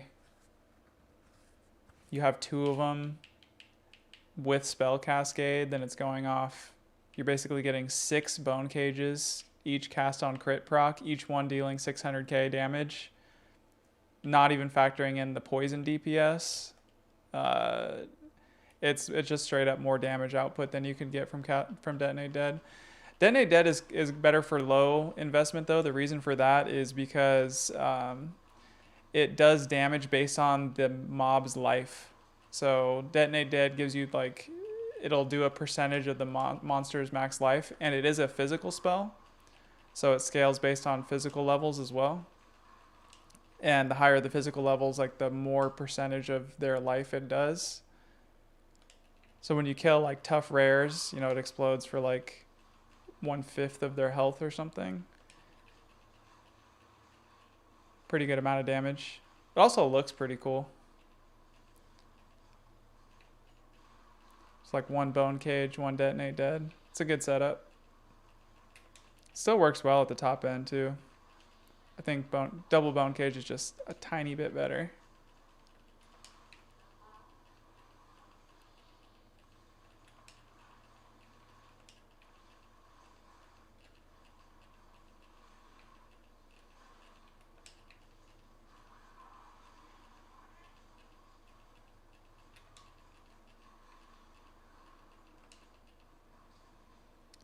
Yeah. After I finish this temple run, I'll demonstrate and show you what that's about.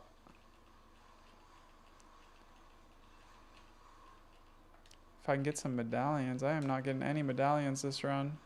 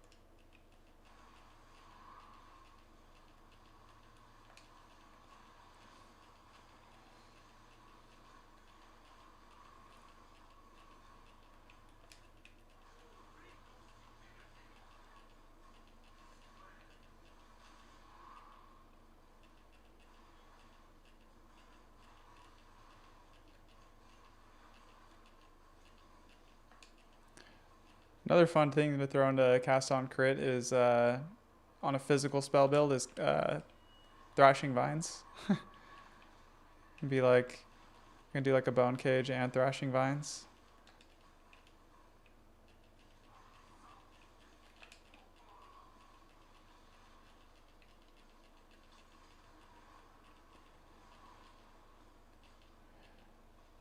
Yeah, the restricted room card reroll, the one I literally just dropped. Fuck this medallion.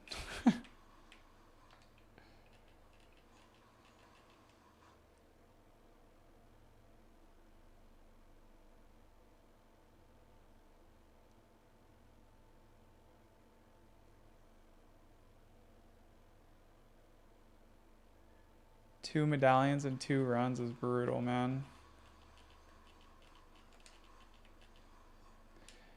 Yeah, when I was doing my plant build, my poison plant build, poison plant pathfinder, I was doing entangle was like my self-cast ability, and then I had cast on crit with thrashing vines in it. And then I switched to bone cage because bone cage was just like a little bit better, but thrashing vines is actually still really good. It's actually really satisfying to see the vines come up too. It scales a lot based on cast speed. So like normally when you have stuff in cast on crit, cast speed doesn't really matter that much. For like bone cage, we don't really care much about cast speed at all. But for thrashing vines, you get more vines to come out if you have higher cast speed. So it works out pretty cool. If you can scale a lot of cast speed and put it in cast on crit, you'll just get like loads of vines coming out of the ground.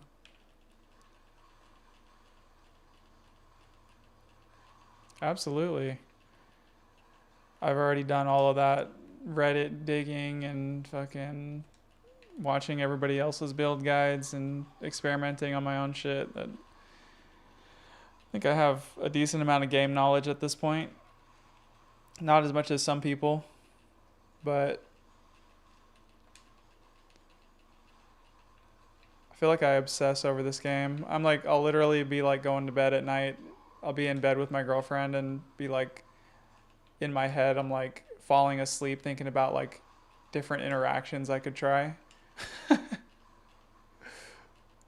Like, oh, if I use that skill and cast on crit, or if I swap my tree around this way, that might actually give me a DPS increase. Fucking nerd.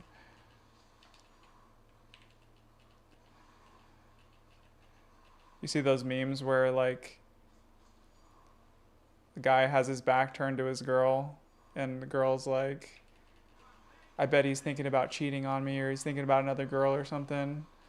But really he's thinking about some stupid shit. That's me and it's about PoE.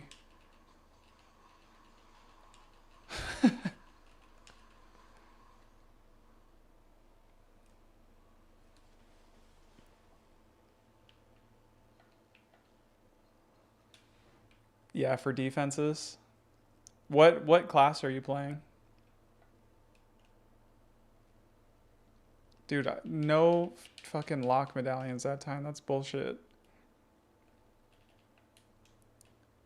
Alright, let's grab a detonate dead. Actually, I'm gonna do... Let's do a thrashing vines and a detonate dead. We'll do them one after another. So I'll demonstrate detonate dead first. So you can see detonate dead deals damage equal to 11% of corpse's max life. That's before level scaling. So like if I pop it in cast on crit, now it's level 36. So it says deals damage, physical damage equal to 15% of the corpse's max life, and you get flat fire damage too, which also scales from other sources. So, you know, average damage per use is 14,000, not including the corpse's life. So it actually does a lot of damage.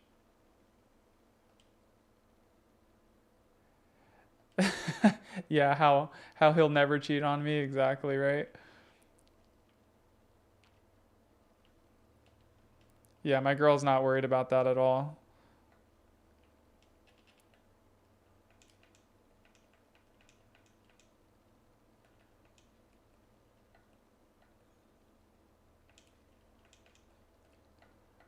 All right. Yeah, if you hit your maps with increased monster life, that would make the detonate dead hit harder. It's like using like Palm of the Dreamer or something, but kind of like a dumbed down version of it. Not quite as strong.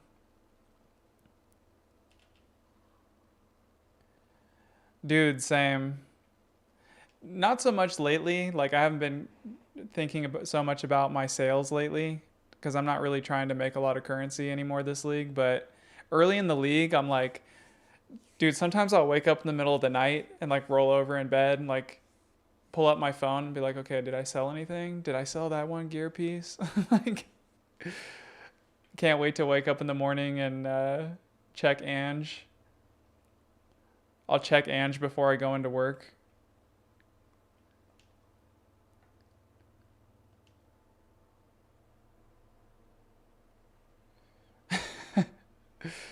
Yeah, seriously. How do our girlfriends put up with how much we game, right?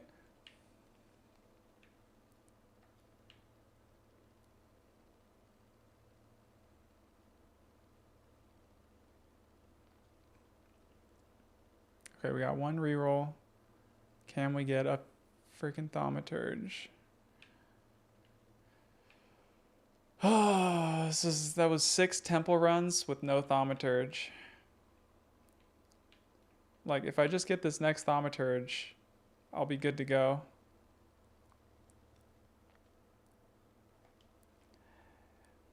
Yeah, when you load into your hideout, it's and just like, sold it. It's like music to my ears. All right, here we go. So this run, I'm gonna run 1 Bone Cage and Detonate Dead. So you guys can see what that looks like in action.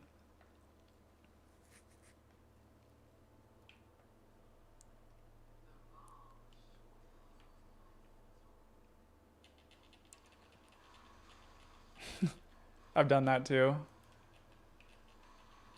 Check PoE Ninja.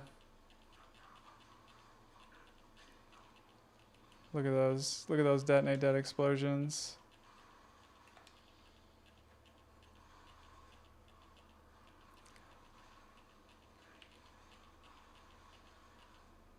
This is actually feeling pretty good. Detonate Dead is definitely a good option to have in Cast on Crit. I wouldn't have only Detonate Dead in there, but combo Detonate Dead and Bone Cage is really strong. Yeah, it's crazy, right? Especially when you start getting like the Headhunter AoE buffs.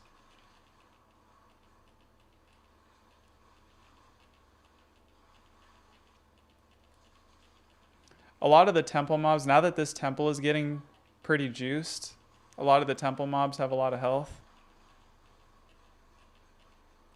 So this Detonate Dead's hitting pretty hard. We don't get a lot of benefit from the fire damage on this build, unfortunately, because we don't have any sources of elemental resistance penetration, but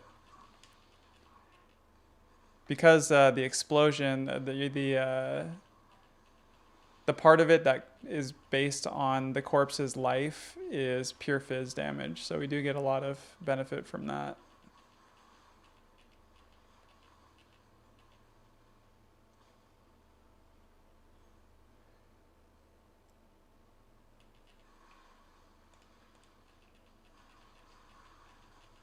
Yeah, I like Detonate Dead. It's just a fun skill.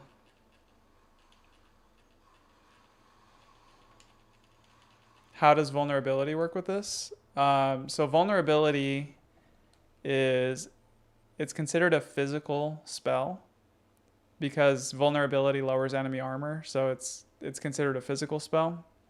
And then because I'm like, I have a physical wand that has plus level of physical spell skills, it levels up the vulnerability curse. And then Doedre's Undoing is the damage that it deals is based on the level of the curse spell that you have it socketed in. For some reason, it doesn't benefit from the +1 from corruption, but as you can see, Doedre's Dark Design, it says level 35.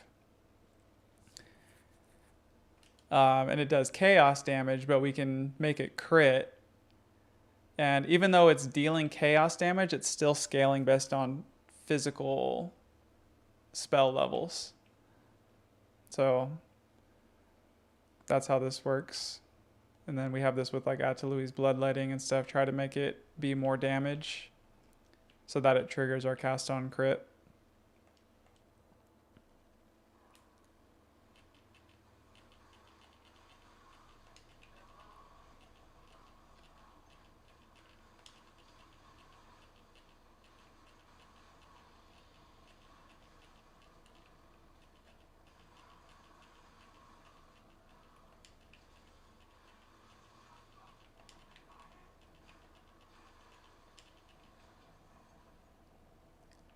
Thank you. I wish I could take credit for coming up with the tech. I mean, I don't know how many other people have tried vulnerability. But I kind of I have my other character is the elemental weakness Doedre's Undoing with cast on crit Comet. That's how I got the idea for this. Sweet.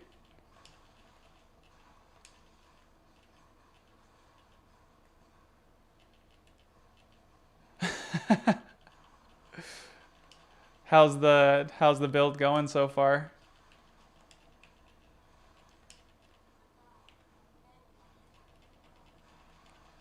I feel like I'm converting everybody, getting everybody to play this build. It's a lot of fun.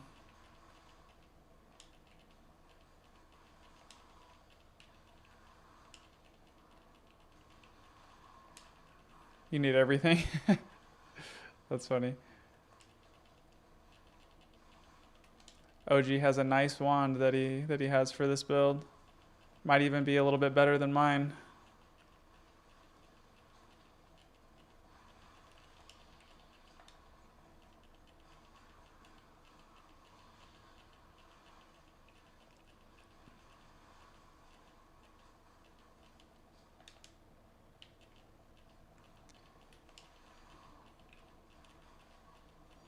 Oh, okay.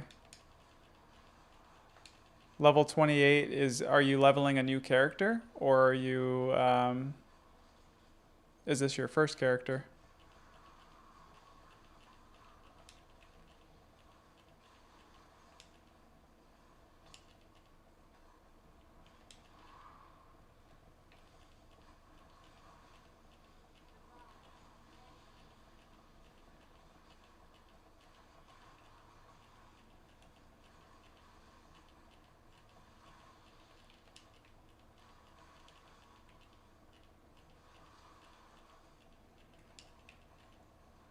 All right, should I switch to Thrashing Vines? Show you guys what that looks like instead of Detonate Dead. The Bone Cage Thrashing Vines combo. Oh, new character or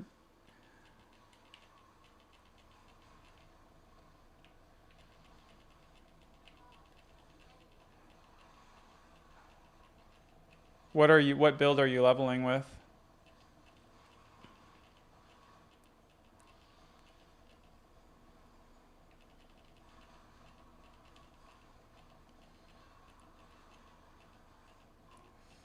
I have so many buffs right now. It's kind of hard to see what Thrashing Vines is doing, but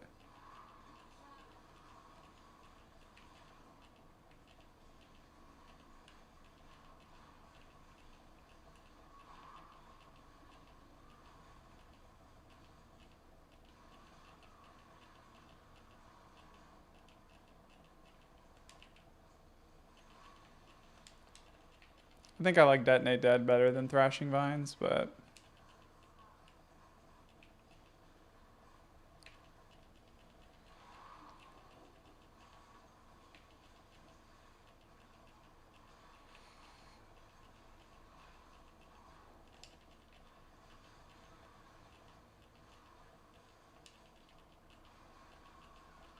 Lightning Arrow, yeah.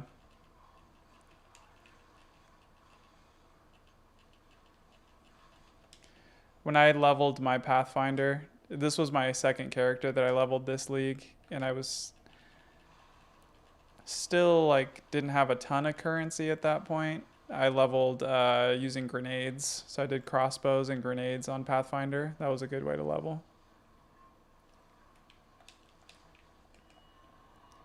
I've actually never played Lightning Arrow. Oh, actually, that's not true. I played a Lightning Arrow monk, I think, in 0.2. Hey, we got a lock. Seriously, that was my first lock this run. That was my first lock in 2 temple runs. Temple RNG is screwing me over right now. 572 divs. It'll be a little tight on that budget. It's probably doable, but you're gonna have to sacrifice some stuff for sure. Like you'll probably have to get a plus. You'll probably have to do like a +3 vertex helm.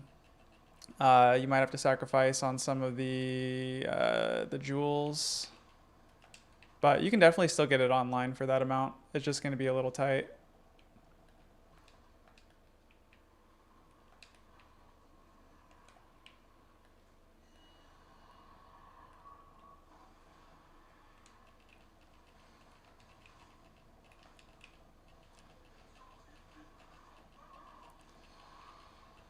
Okay, now you can see the vines doing something because I have the increased AoE buff. It looks pretty cool when the vines are overgrown and they're big like that. Oh, that's the problem why Thrashing Vines is not doing much right now is I don't have... So generally, if you're going to do Thrashing Vines and cast on crit, you want to have Thunderstorm in here too so that the vines overgrow. That's what's missing here. I'll try another run after where I don't go any bone cages. I'll just do Thrashing Vines. I'll do 2 Thrashing Vines and a Thunderstorm in here and show you guys what that looks like. It'll look better.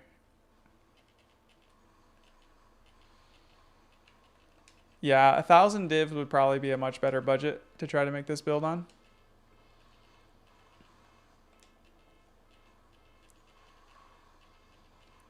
The main thing, like the tricky part is going to be getting a good wand or staff. You can also make this build with a 2-handed staff. So look for, yeah, either good wand, 2-handed staff, wand focus combo, 2-handed staff. Getting, you know, as high of skill levels as possible on those. The jewels are really important, the time loss jewels.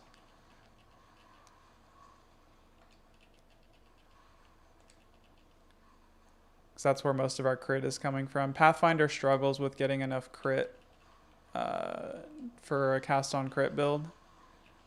That's one of the things that makes this build expensive is you have to invest a lot to get the crit that you need.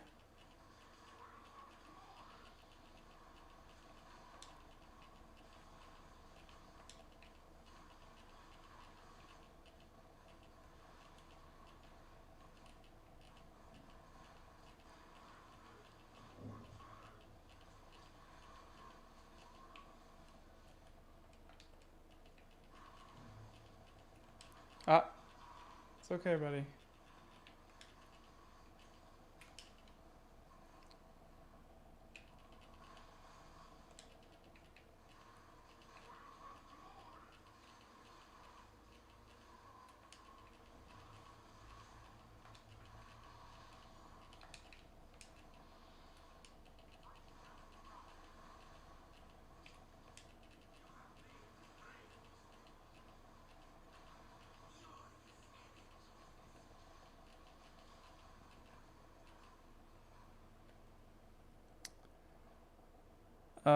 Not hit the Sork side of the tree with Pathfinder Sun?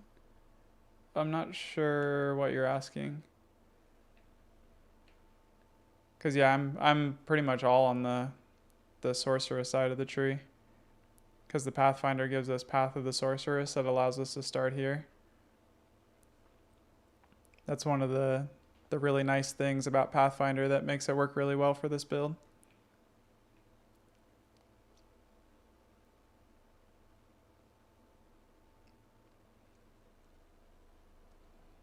Yeah, these 2 time loss jewels, this one and this one, are really important. Yeah, I mean, I've got all of them, right? I've got this crit nodes, I've got these, I've got these ones, I've got all of these crit nodes. I don't have these ones just because they're, I don't know, kind of a little out of the way. But I'm getting a ton of crit on my jewels. And it's like, yeah, even with that and the fact that Bone Storm, the bone skills have a really high base crit. Oh, right now I'm crit capped because of my Headhunter buffs, but normally when I'm like in hideout, my crit chance is like 79%, I think. But Doedre's Undoing, so the bone skills have 15% base crit chance, which is really nice. It's one of the things that makes Blood Mage such a good spellcaster is because most of the other spells in the game have lower base crit, but Blood Mage one of the Blood Mage Ascendancy nodes gives you all spells have 15% base crit, but we get that built into the bone skills, which is nice. But Doedre's Undoing has only 7% base crit. Garukon's does not work for this build because Garukon's resolve only works for attack skills. So it will not work with spells. Yeah. I would love it if it did work, but yeah, unfortunately, only attacks. That would be super OP if it did work on spells.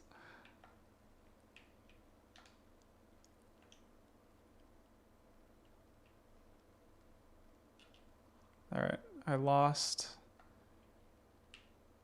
a corruption chamber because I only had one lock.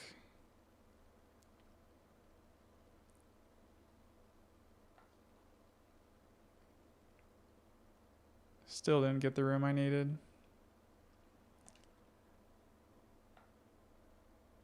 starting to get annoyed with the temple. Okay, but at least I'm having fun trying things. So now let's try the double thrashing vine setup with thunderstorm.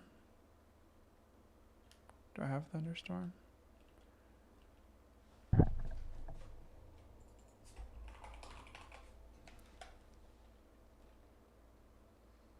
I think level 9 is too low.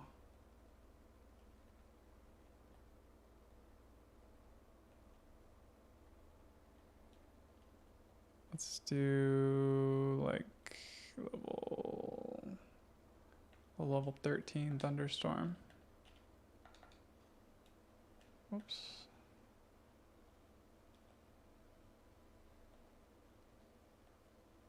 What the hell? Where did it go?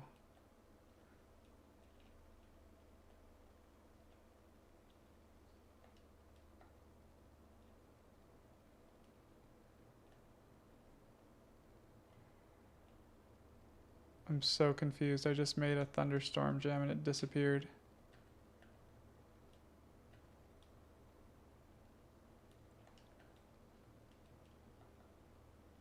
Oh, oops. I leveled up the one I was already using. My bad.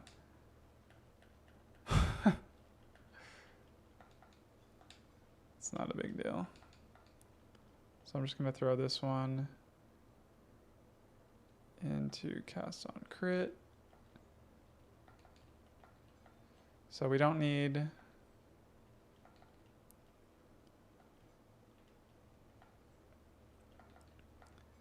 so the setup for this looks a lot different. So we go two thrashing vines. Yeah, classic. Two thrashing vines, a thunderstorm, and then we can throw in, I'm actually going to throw in rapid casting.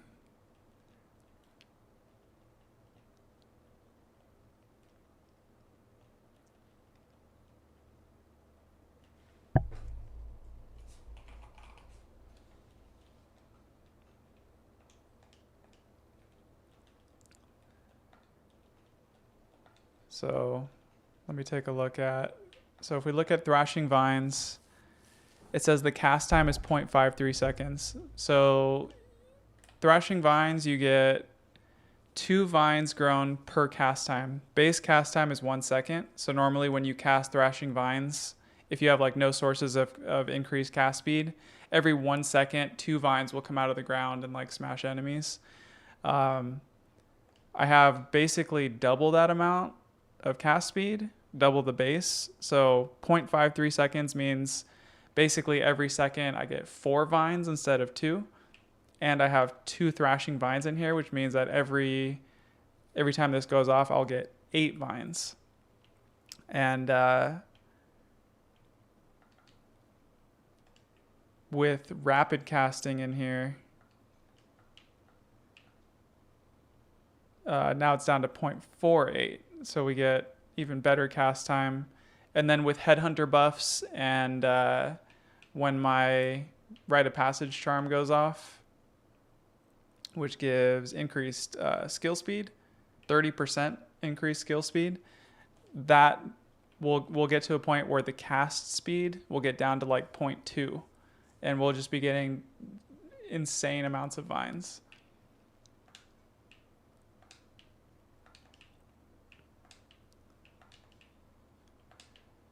Now we're not going to get a huge amount of damage because when I was playing Cast on Crit with Thrashing Vines before, I had the +3 to Thrashing Vines Prism of Belief. I don't have that anymore, so the damage isn't as good as it could be, but it'll still be strong. So let's check it out. Do a little temple run.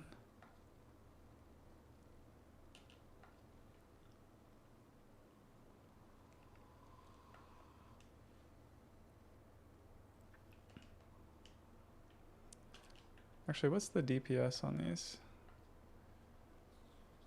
Only says 57k per use. That seems low. Why is it so low? Oh, you know what? This isn't going to work that well because you need this node. If you're doing plant skills, you really, really need this node. Plant skills deal 50% more damage.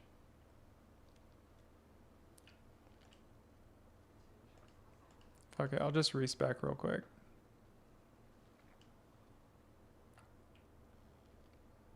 I'll just respec to grab that node real quick. Why not?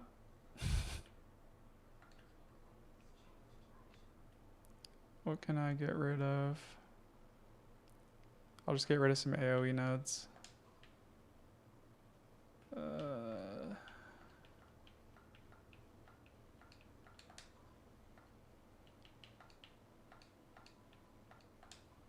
Okay.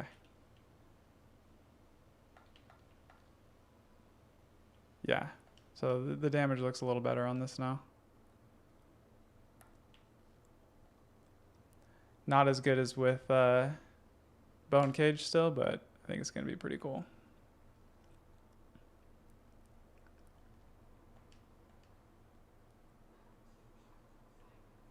I'm a plant daddy now.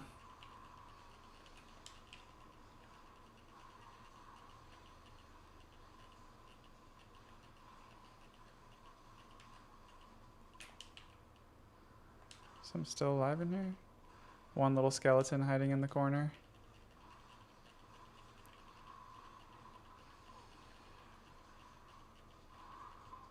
Yeah, look at all those overgrowing vines.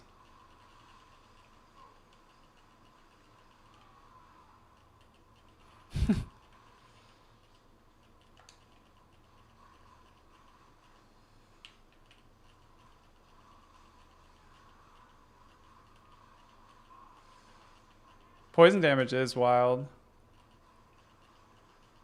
It's so crazy.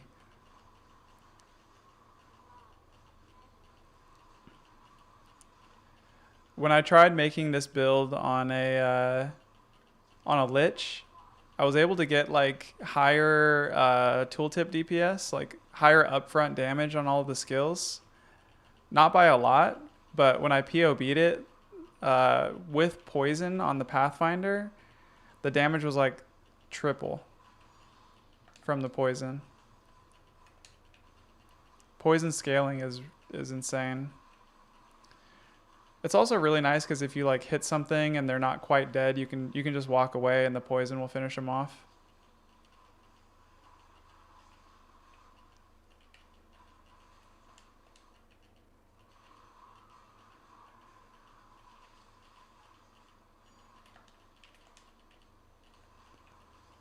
Vines everywhere. Big plant daddy.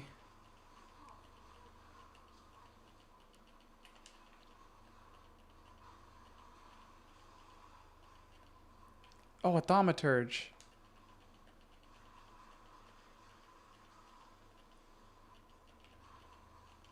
I finally got a thaumaturge card.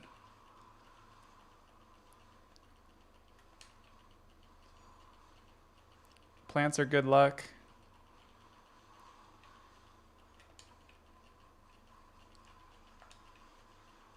You're giggling.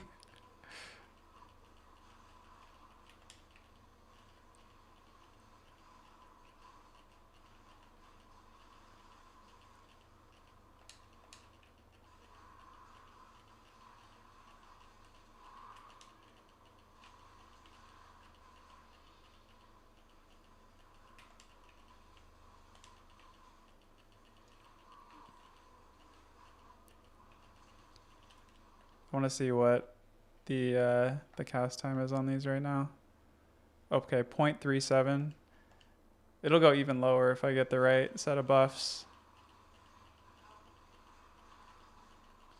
It's already a lot of vines though.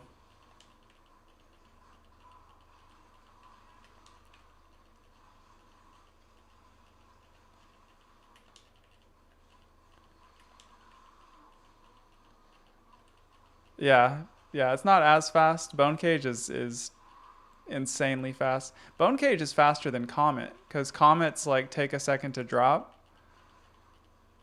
and Bone Cage comes up instantly. But this is super fun.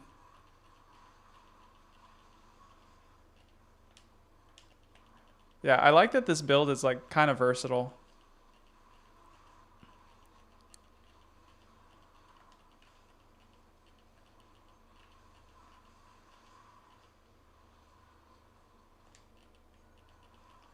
Okay, I need locks desperately.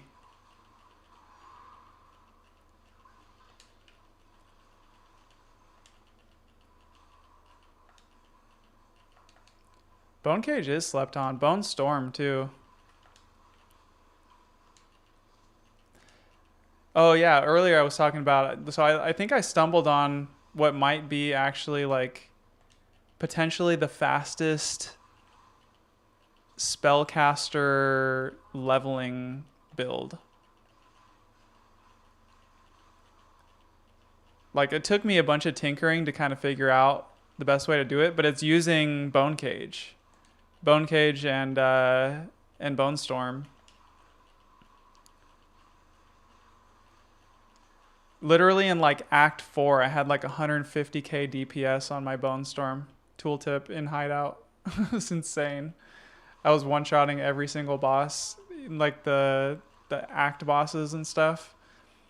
Um, I might make a video on it because it's like a really cool way. Like with that build, like if you're efficient in playing the campaign, you could get through the campaign in like 4 hours probably with that twink build. But it's using the Dark Defiler, I think it's called. It's a scepter. So you use Enfolding Dawn, which is a body armor that gives you like 100 spirit. And then you use that with the Threaded Light Focus that gives you increased spell damage per the amount of spirit you have. So you just stack a bunch of spirit by getting Enfolding Dawn as your body armor. You hold a scepter in your main hand, which gives you obviously a ton of spirit. And then the Dark Defiler, that particular scepter, also gives you 5% gain as extra chaos damage per every undead minion you have. So then because you have a bunch of spirit, you just stack a bunch of skeletal warriors. I had like 17 of them, and I was getting 5% gain as extra chaos damage for each one, on top of like over 200% increased spell damage from the Threaded Light Focus. So I was just like one-shotting every single thing in the campaign. It was super cool. It wouldn't work for League Start. It's not a League Start build. It's just like for like, leveling up a second character. If you like decide, you know what, I want to play a spellcaster, like I want to start up a blood mage or something, and you already have currency, then you can just buy the gear for it and like blast through the campaign in like 4 hours or less probably. You have to be really efficient at running the campaign to do it that fast, but it's possible for sure.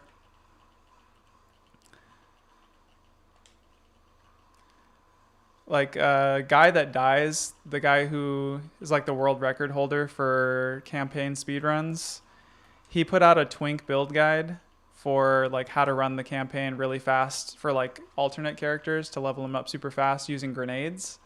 And I used his build guide and it worked really well, but it was like the damage wasn't nearly as good as for the caster one I put together.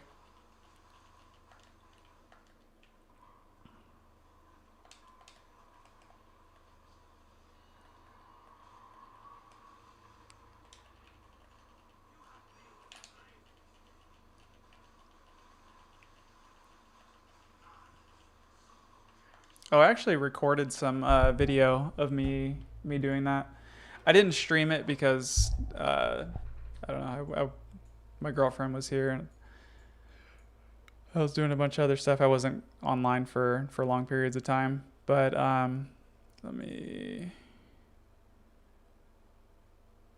Some of these videos, I'll play them on stream, were like me running the campaign with like a super twinked out character. Okay, here's like one of the end of the interlude bosses. Look at all those minions. I'm getting 5% extra chaos damage for each one. And just Bone Storm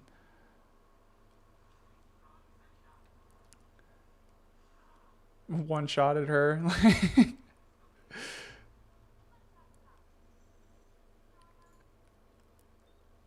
See if I can find the Doriani fight. This is Act 4.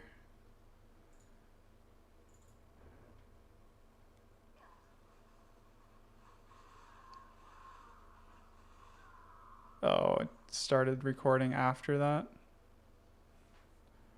I think the Doriani fight is in this video.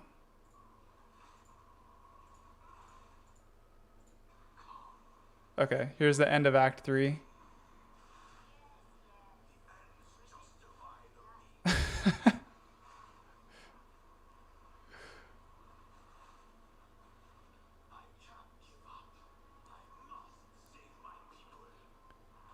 Yeah, this was like over 100k DPS, tooltip DPS on Bone Storm in Act 3.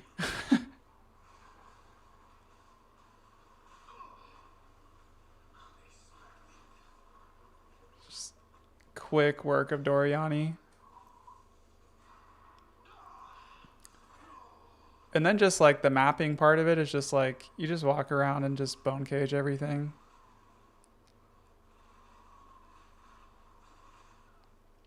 I was doing a little bit of contagion too at times. You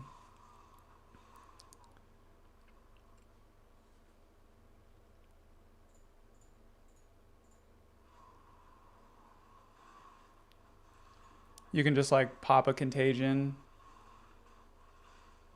The bone cage, yeah, the bone cage or the bone storm, just huge chunk is insane.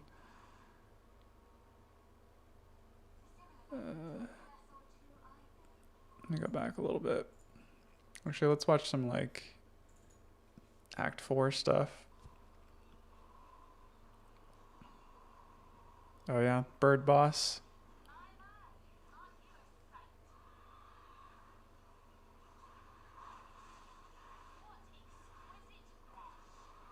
Two shots.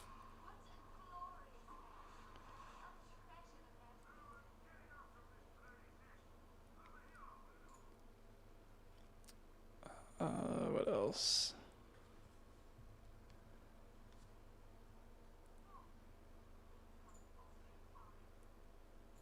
I know I recorded some just like yeah, you just one shot everything with bone cage or yeah. Oh yeah, and then the other thing is so the vertex you can use this starting at level 33. So this is the vertex like +4 helm.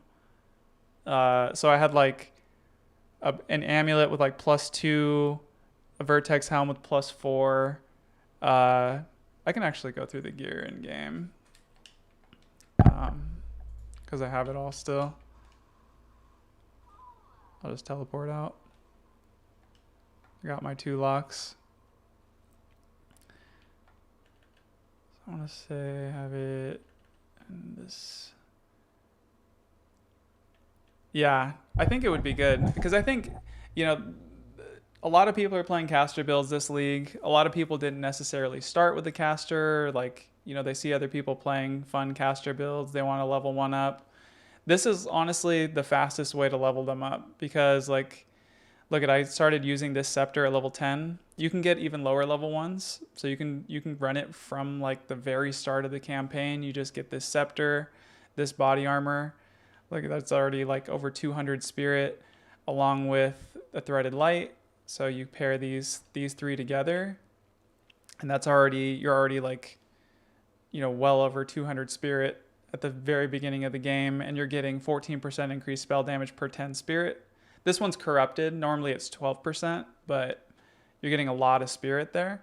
And then these rings, these Grip of Kulamax, give 10% increased spirit. So that boosts the spirit even more. And these were like a couple divines each. And it's got, gain as extra lightning and 10% increased spirit. And then you just use like, where those unique boots. You use these boots at the very start of campaign because these don't have a level requirement. And then these ones at like, level 11? Yeah, he seriously should. Level 28 guy. Like, honestly, if you can afford that gear, you said you've got like 500. He said he has like 500 divs or something. He can definitely buy all of the gear to run this. Where's the gear? In here. You wear this helm from level 5. It's got +1 to level of all skills. And then as soon as you get to a high enough level, you can wear a Vertex at level 33. So, to be in the campaign, Act 3? You get to Act 3 and then you plug on a +4 helm. Your damage goes through the roof.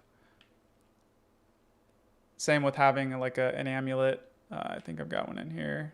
So like I wore this one at level 12 that has +1 to spell skills. I was able to get that for like, I think like 50 exalts or something. And then,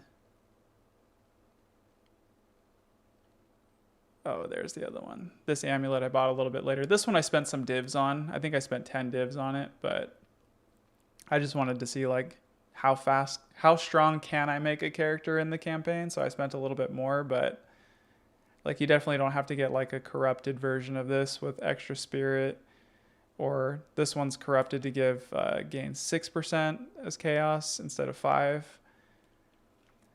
You also, if you buy, so like I bought this one like halfway through the campaign because this one's got plus level 10 skeletal warriors. This one has a higher level requirement, but the higher level skeletal warriors you have, the less spirit they require to reserve. So you can reserve more of them and get more of this damage buff.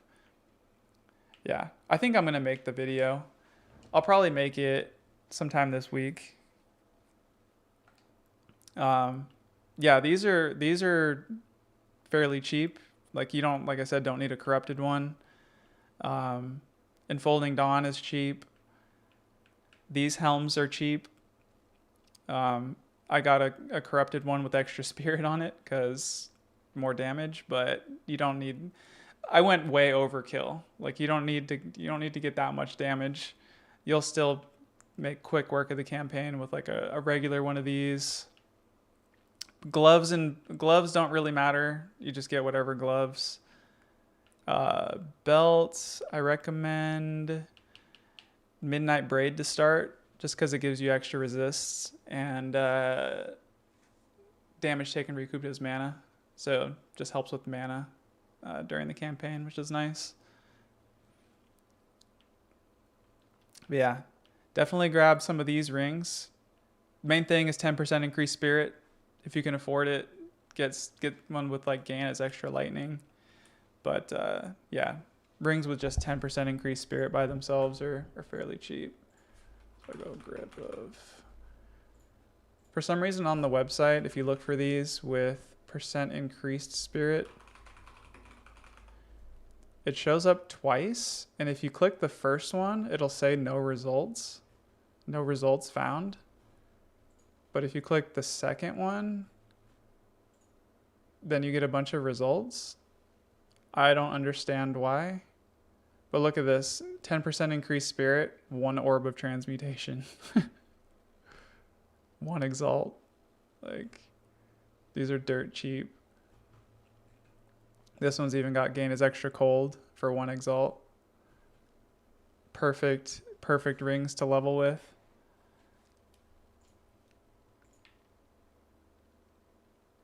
And then yeah, just grab any amulet you can find that has +1 to level of all skills on it, all spell skills.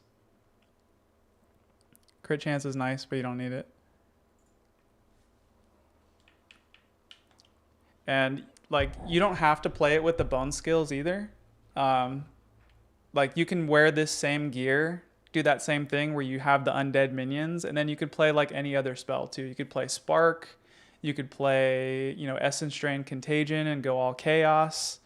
You can play it how you want really. Any spells will feel super overpowered if you have that gear on.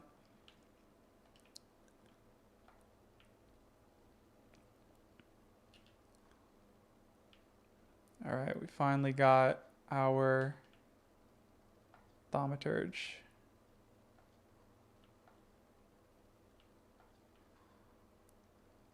Can I get a corruption chamber? We got one.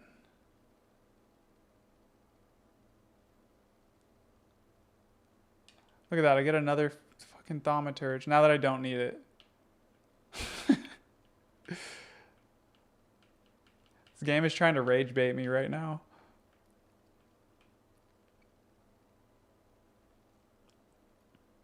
All right, if I plop that there, then I need to lock this and this.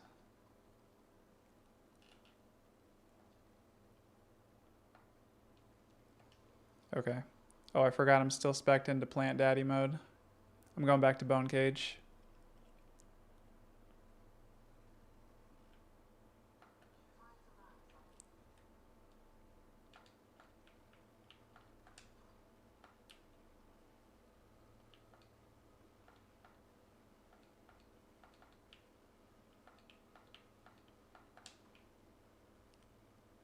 And then AoE.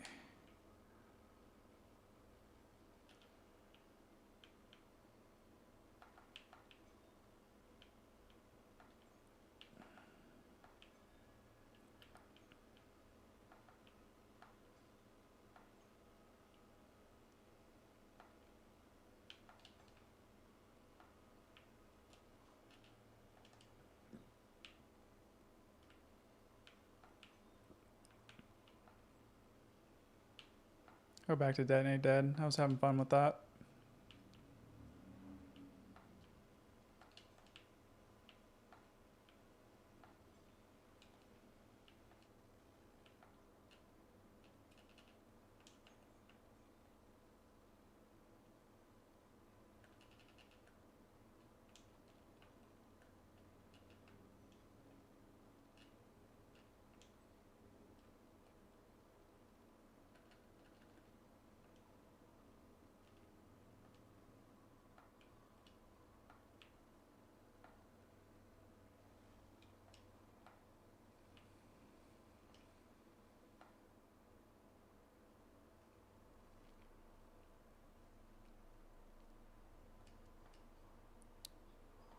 All right, is my medallion luck gonna turn around here? Let's find out.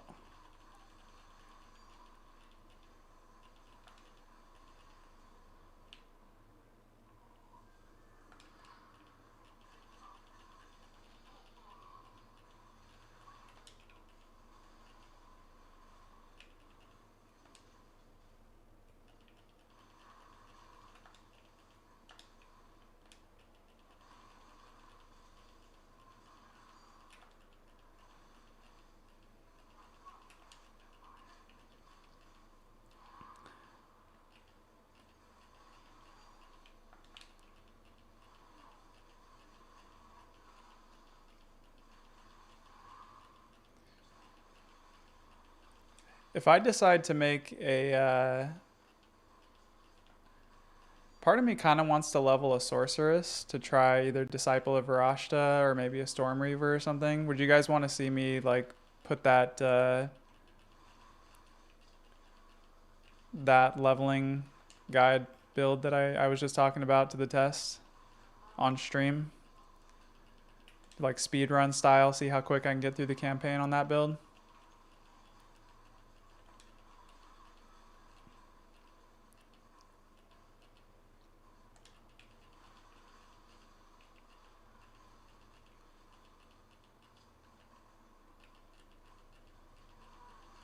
Yeah. What build did you use to level with?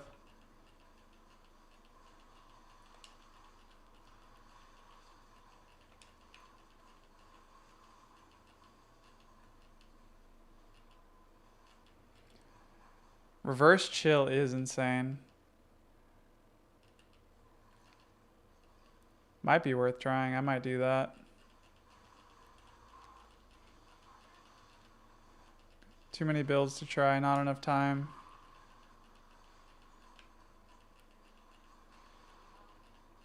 Okay. Yeah, maybe I'll do that.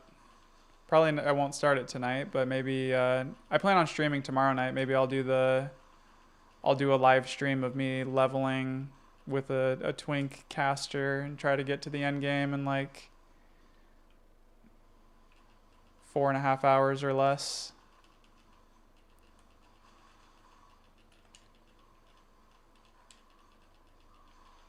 Reverse chill Frost Nova. Is that guy Lexiu's build? Like Frost Nova cast on crit comet?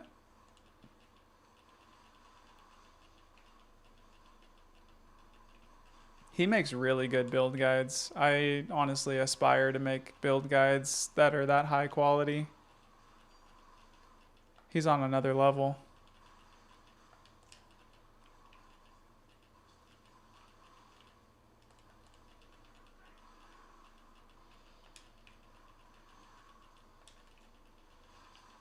Yeah, that weirdo.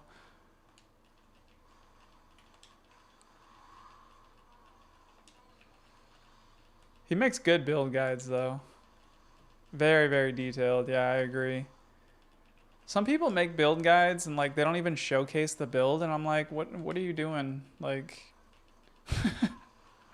if I open up a build guide video and people aren't they just go straight into explaining it and I like use the scroll wheel on a YouTube video and I don't see any gameplay, I just click away.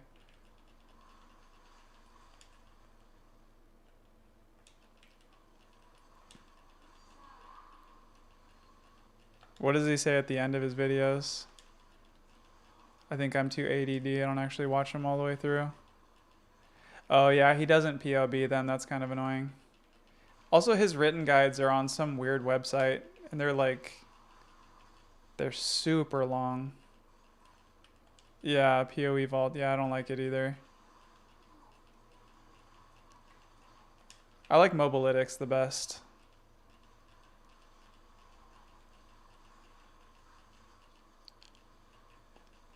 I always try to do, if I'm going to do a written guide, Mobilytics, and then include a POB.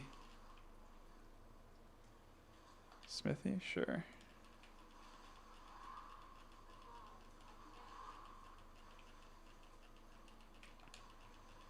Okay.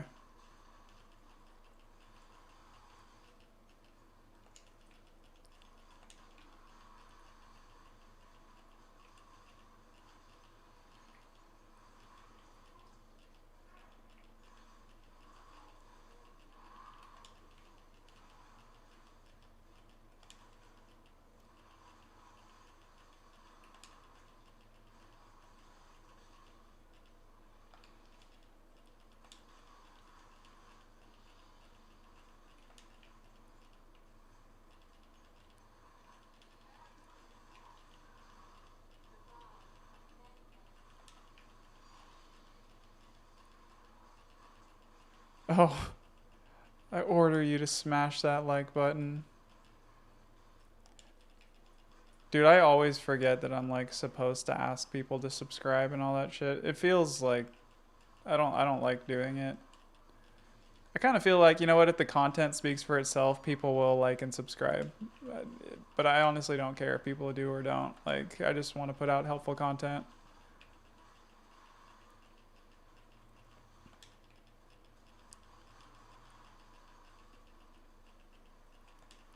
Somebody was in my stream one night. They were like, "You forgot to remind me to like and subscribe." I was like, "Oh yeah, like and subscribe, please. Please support the channel." Or people say like, "Oh, if you like and subscribe, that'll that allows me to make more content like this.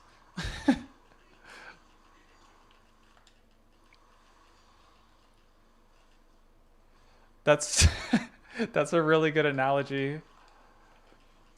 He's the guy at the bar that starts getting aggressive. It's also the guy at the bar that starts getting aggressive towards women when they reject him.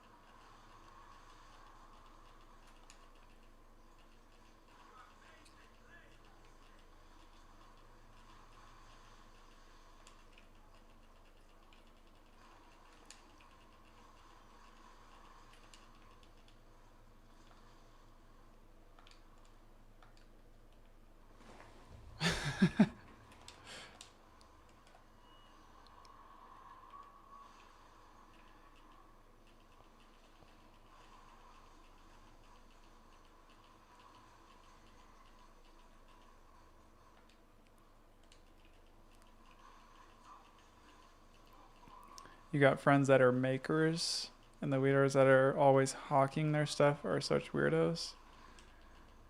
What do you mean, like hawking their stuff?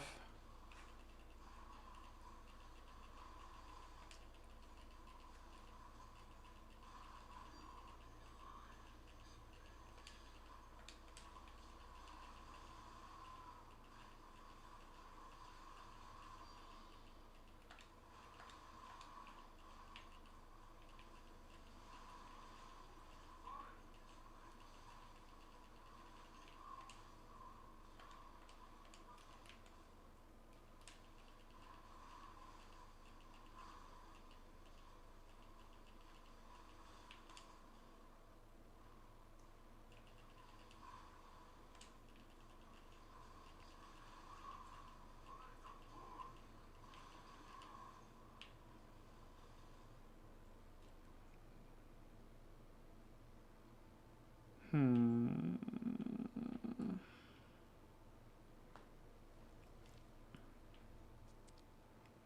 I need more locks, man. What is going on in the temple right now?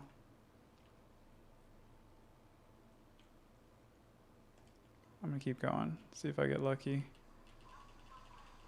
It's unlikely I'm gonna get another lock this late in the temple when it's not leveled up, but whatever.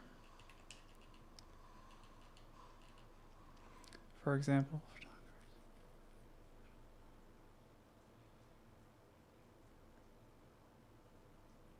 Yeah, I agree.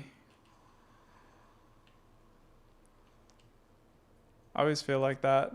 Like if you look into like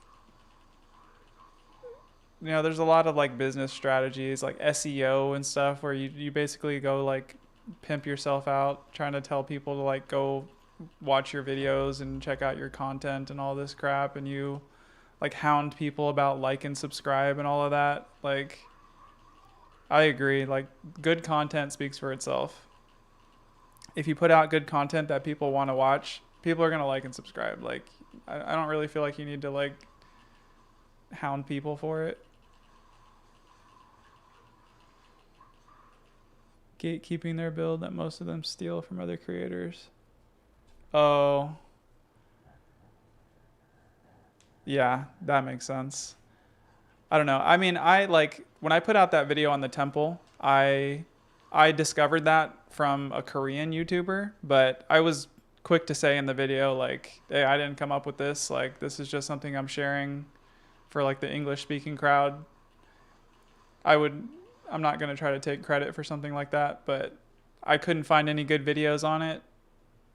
So, and I, you know, figured people would want to watch that.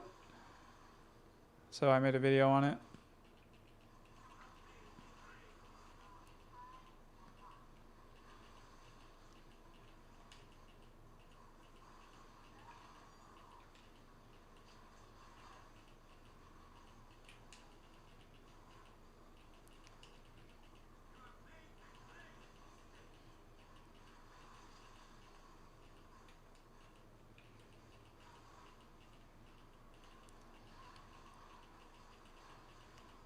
This build goes so hard.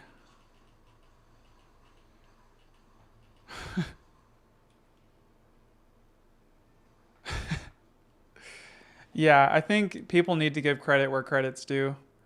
You know, I've actually noticed a lot of other people talking about the Atziri's tech, the Atziri farm tech, and they have not mentioned where they learned it from. I'm like, I'm pretty sure they watched my video and they did not say that they got it from me. Like, I don't really care that much, but it's also like, I mean, you should do that. It's like, it's the right thing to do to give credit where credit's due, in my opinion. Thank you, man. I appreciate it.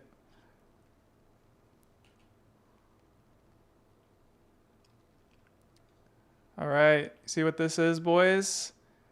It's the last corruption chamber.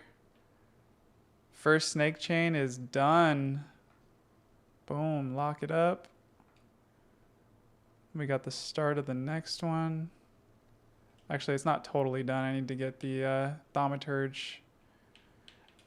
I gotta use my mouse. I gotta put the thaumaturge here. You don't want it in this spot. It's gotta be in this spot. So next thaumaturge goes there. But basically, the first chain is done. So about ready to celebrate after that.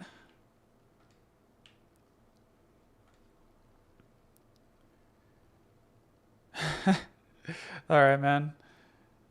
Try to go to bed early. Look at you being a responsible adult. I respect it. It's good talking to you, man. Have a good night.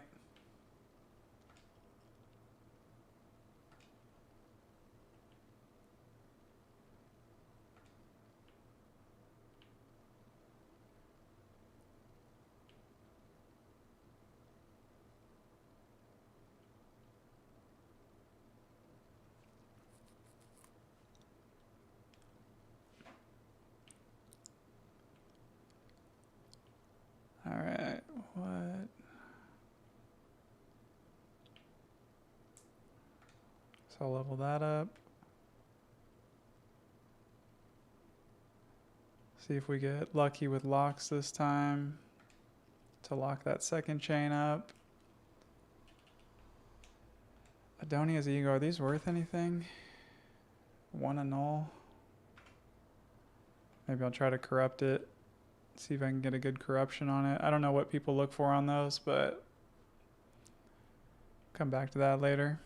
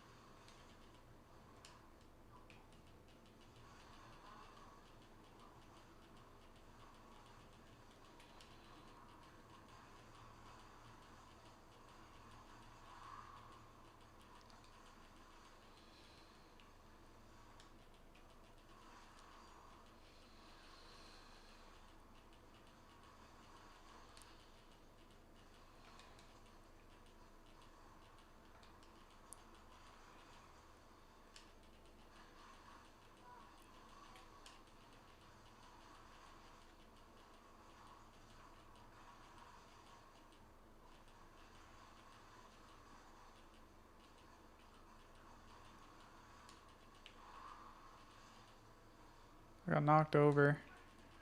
What a noob.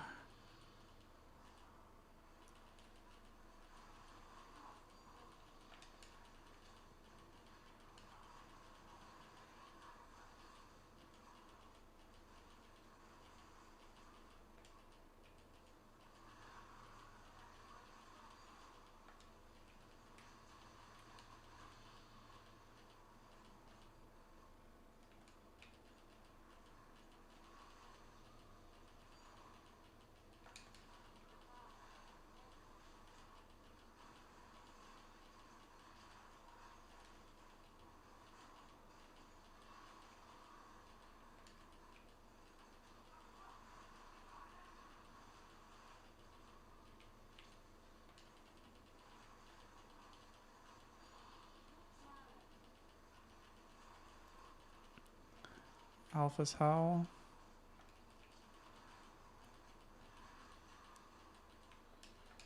Lock. We got one. Can we get a second one?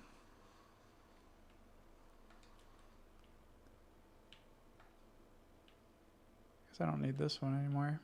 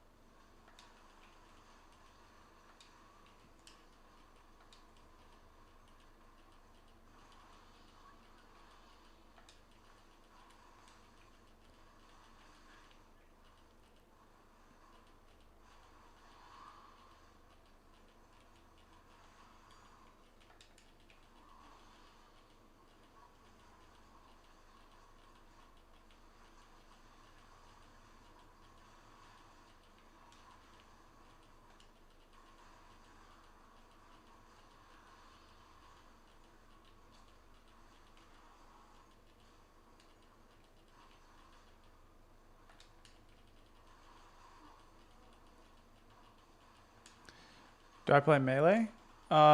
Sometimes. Not this league. This league I haven't played any melee. I played a Twister build at one point, which is still projectiles but closer to melee. I like all kinds of builds. I actually at one point this league tried to make a I was really dead set on making like a unique poison build. One of the builds, I actually did two different poison melee builds. One was with maces. That didn't really work. But I did make a poison, like a bleed poison build with Rake.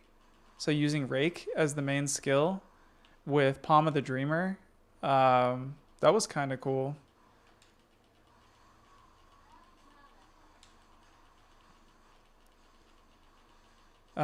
Last league, I did play a Hollow Palm build. I played a Hollow Palm Monk, was my league starter.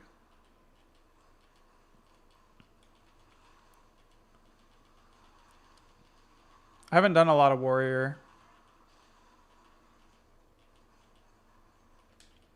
I've been wanting to try, there's this new Warrior build. Actually, OG, the guy who just left, he just made a new build. It's this like crazy Hammer of the Gods build where you can just spam Hammer of the Gods over and over again. It's a really, really cool build. I might try making that at some point. We'll see.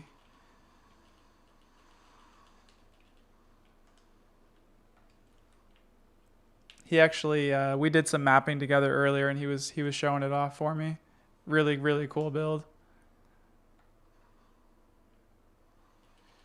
Shield Wall, Poison Bleed. Interesting. I want to say I saw somebody doing something like that this league. It looked pretty strong.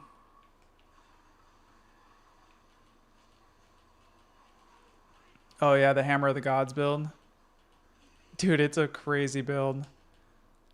It's like fast, because, I don't know, I feel like all of the like attack skills as movement skills builds can be very fast as long as you can stack enough attack speed on them. But Hammer of the Gods is a really, really powerful skill on its own. It's definitely a kind of a broken tech, because normally it's a skill that you're not meant to be able to use very often. But somebody figured out how to use it, how to just spam it over and over again and just deal insane damage. Very cool build.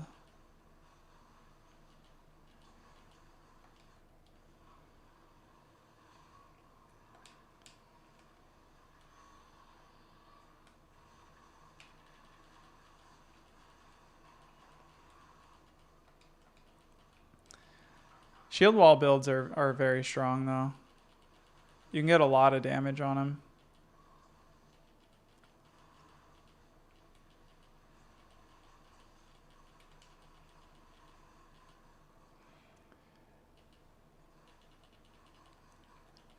I thought I wouldn't like it, but I actually do like the movement attack builds. I played Twister. This Pathfinder, this character. I got this character to level 100 on playing Twister. It's kind of annoying because when you're using the movement skill, like it's hard to control. You like get, if you like get caught on like obstacles on the map and stuff, like you'll get stuck like in a corner right here and be trying to move up this staircase, and it's like hard to like direct it properly. It's really annoying. That's why I really like Blink. I like playing spellcasters and I like Blink because obstacles are not an issue when you can just blink past them.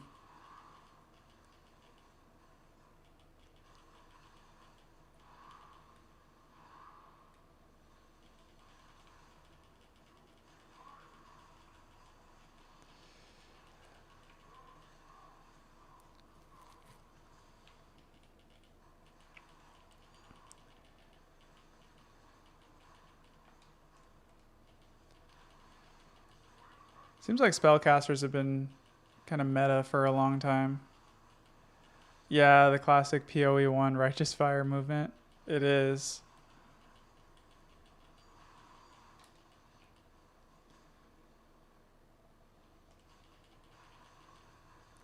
It's annoying. Hard to get used to.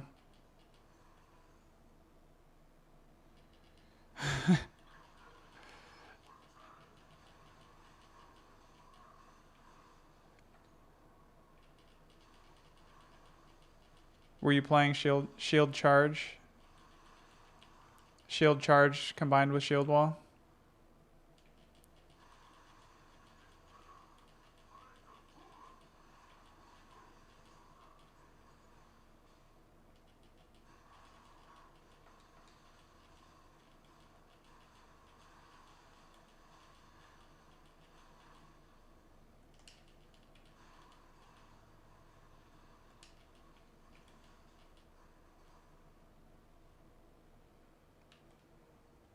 What's going on here?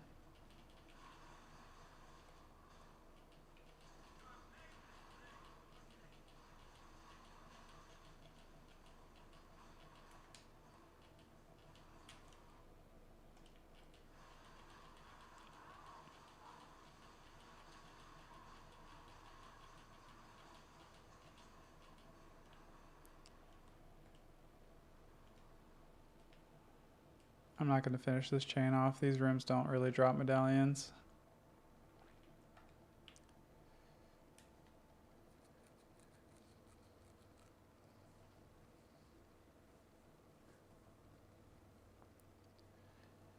Yeah, I love the poison proliferate.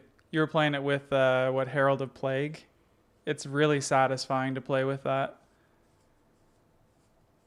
Were you playing bleed too, with like Herald of Blood? I love the like Herald of Plague, Herald of Blood, bleed explosion chains, bleed poison chains. They're super satisfying.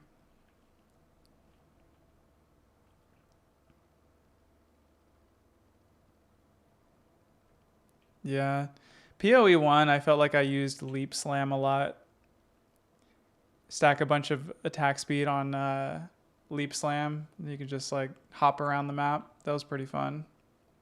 That and Blink are pretty much the only movement techs I used in PoE1. Yeah, it's that Herald Plague, Herald of Blood explosion chain is super fun. Should I lock the second chain? Yeah, I will.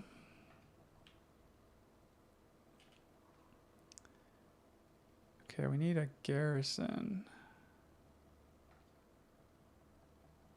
Seriously?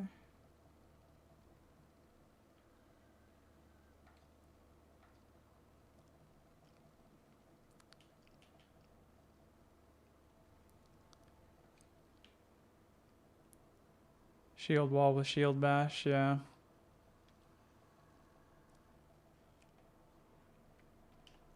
Did you play a lot of PoE 1? I actually haven't played a ton of PoE 1. I think I played like maybe 3 leagues in PoE 1. And I never got as into it as I got into PoE 2. Or I never got like as deep into the game. Like I only followed other people's build guides. I never tried making my own builds or anything. And I never got really good at like currency farming or crafting or anything like I am in this game.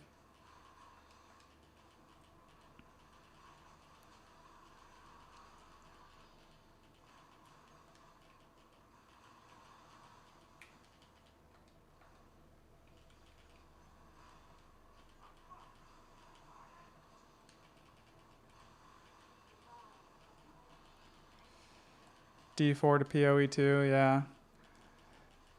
Yeah, DOE or D4, Diablo 4 was such a letdown. I was so excited when that game came out.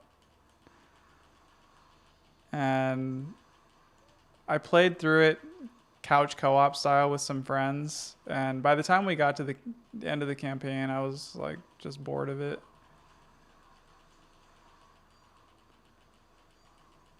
But when I heard PoE 2 was coming out, I had already played some PoE 1 and I knew it was going to be good.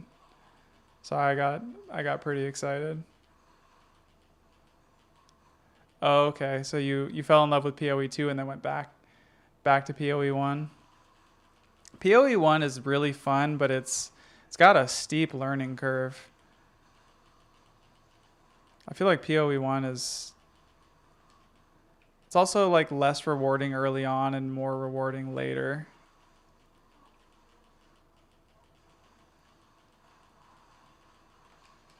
I definitely love PoE 1, but I don't have time to play 2 games anymore, so I'm all PoE 2.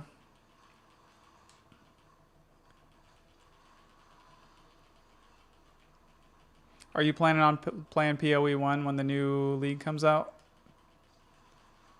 Because it's coming out soon, right? Or maybe it already came out? I don't actually know.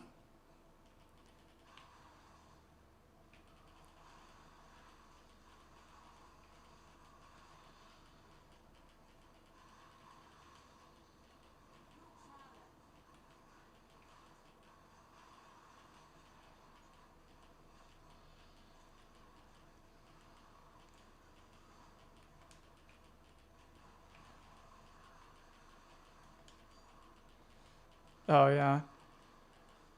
That is the nice thing about PoE 1 is it's you don't need as good of a computer to play it. Like I can play PoE 1 on my laptop. I cannot play PoE 2 on my laptop. I've tried playing PoE 2 on my laptop and it degrades the graphics so bad. Last time I tried playing PoE 2 on my laptop, when I would open my inventory, it literally like didn't have graphics for any of the items in my inventory. I had to like mouse over them to see what the items were. It was really funny. Yeah, I'm having a lot of fun this league too. Kmo, what are you trying to say? Your message just says May. Oh, May for when the new league comes out? Is that what you're saying? May for PoE 2, right? Because they're planning on announcing information about 0.5 League at the end of April, which I assume means sometime in May they'll release it. I'm having a ton of fun this league too. This has been my favorite league so far.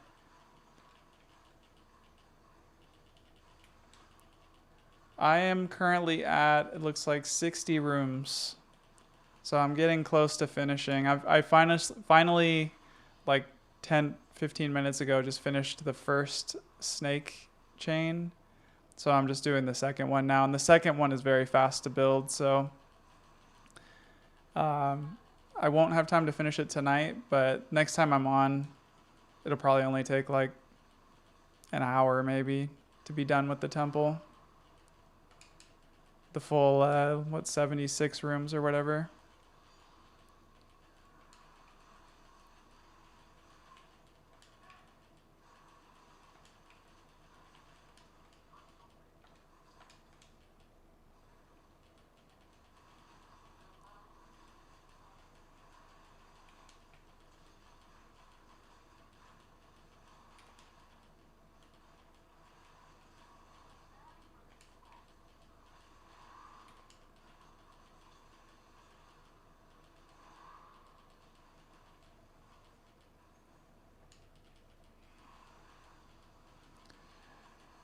You looped your temple after finishing the first snake. That is so painful. It's like my worst nightmare. I'm sorry that happened, man.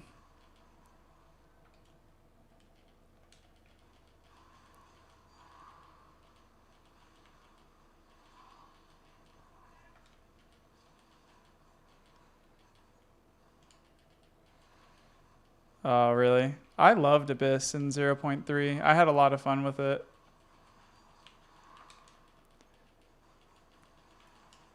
What made 0.3 so fun to me was the crafting. I got really, really into crafting in 0.3 with the homo omen.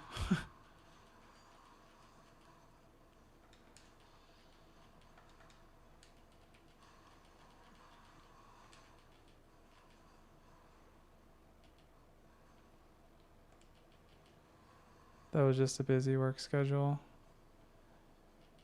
Yeah,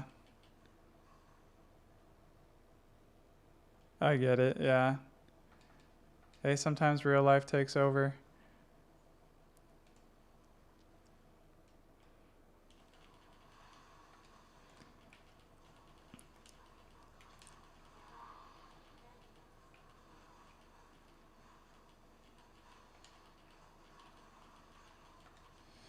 Crafting in 0.3 was better than it is this league, but this league is probably more fun because last league it was just very deterministic. Like it was just anybody could craft like the best gear. You just had to follow the right steps. Whereas this league, there's more fun stuff you can do with the cool corruptions and the Val cultivation orbs and stuff. It's like more fun to craft on uniques this league. I hope they do a lot more with uniques next league. Like I hope they add in a lot more new uniques and like more of the Val cultivation options and stuff. It really opened up a lot of fun build ideas. You're gonna do 0 to hero temple. That's the right attitude. You'll get there. It just takes time. It's frustrating as hell when you don't get the rooms you need, but once you put in the work to build it, it's so worth it.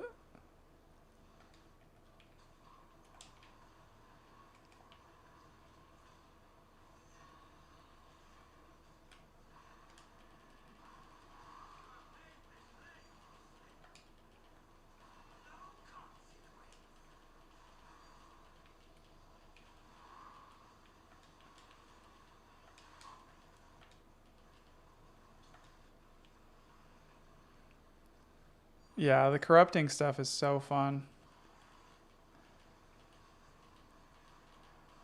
I haven't hit any really good corruptions though. I haven't done like a ton of like bulk corrupting, but like if you want to get the best stuff, that's kind of how you have to do it. But I don't know. I'm too nervous to try corrupting like the Adziri splendors and stuff. I corrupted a bunch of tribal masks. I've never hit a +4.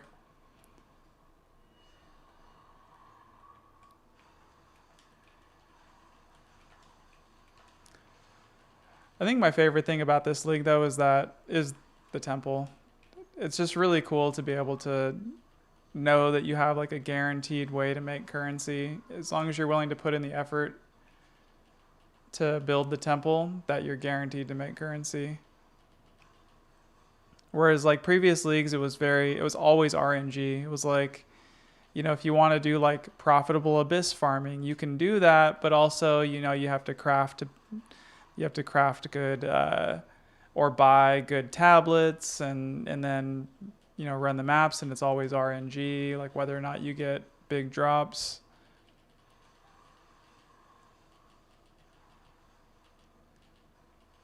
Temple is just guaranteed loot. And also, I think another reason this might be my favorite league is this is my first time I've ever dropped a mirror. I dropped one like week 2 or week 3 of this league. I dropped a mirror in the temple.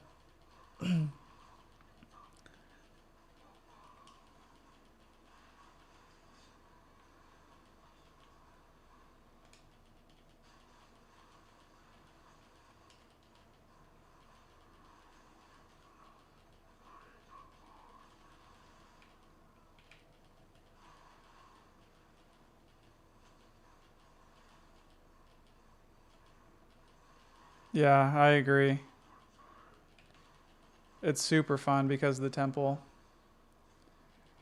It's also fun too because it's like how tough the monsters are. Like the temple scales really well. You have to have a really strong character to be able to do juiced temples. It's like a character that's really tuned well to do the temple. It just breezes through maps. Like maps feel trivial. So it forces you to build a good character. It gives you incentive to create a good character.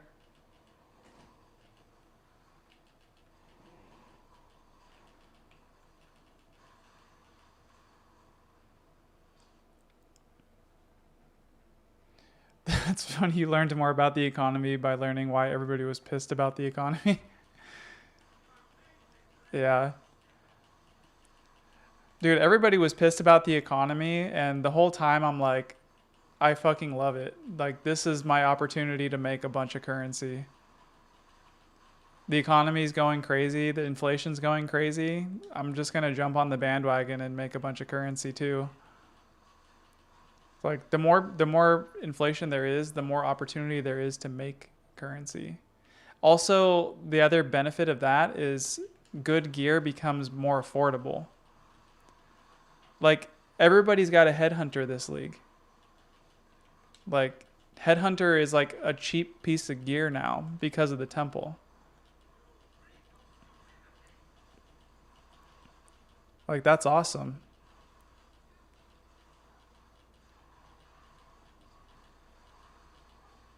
You're not a fan of mapping system in PoE 2 compared to PoE 1?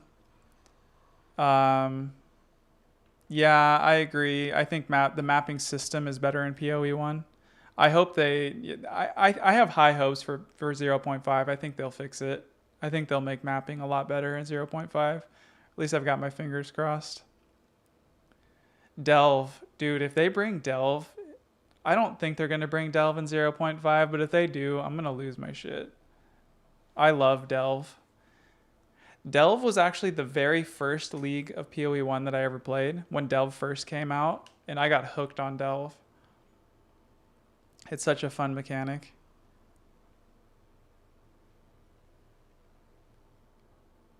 Headhunter is this league's constricting command. I think, no, because Headhunter was around last league. Like, I had a Headhunter last league. I think this league's constricting command is the Vertex with +4 to level of skills. This is so OP. Because constricting command, I mean, that was more for attack builds, but yeah, this is just like the OP thing to have this league is the Vertex with +4.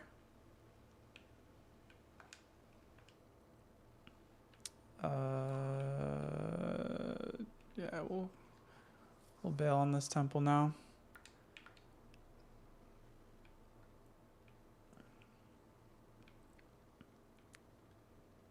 Okay. I guess I'll lock this. I'm having really bad luck with locks right now. It makes me nervous. Okay. Well, I'm out of temple energy. And my girlfriend gets off work in a couple minutes, so I think I'm gonna like sort this gear, sort these drops, put this stuff in my stash, and then I'm gonna call it a night. Thank you guys for joining my stream. It was cool talking to you. I'll be streaming again tomorrow too. around the same time. Plan to finish the temple tomorrow because I got the first chain done. Just got to finish this second chain. Just comes around up here. And then I can start doing Atziri. Just dropping Atziri's Royal Access Chamber right there. Super stoked.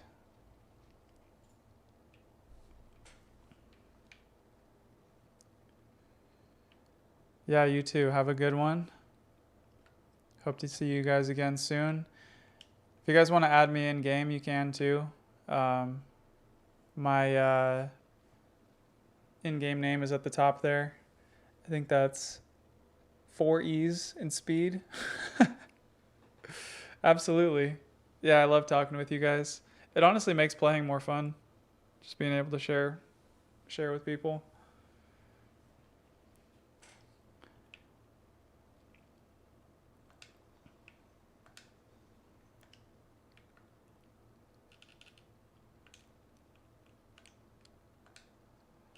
Sometimes I'll do, I've done a couple temple runs with some of my followers on stream as well. It's like people come in my stream and then I'll do like a group temple run or something. So if you guys ever want to like join me for a temple run or something, if I'm on stream, just let me know. We can run the temple. This temple is almost done, so I'll be able to run group temples on this one pretty soon. But my other character, my Oracle, has got the full built out temple. I'm just kind of bored of playing that character. I'm bored of cast on crit Comet.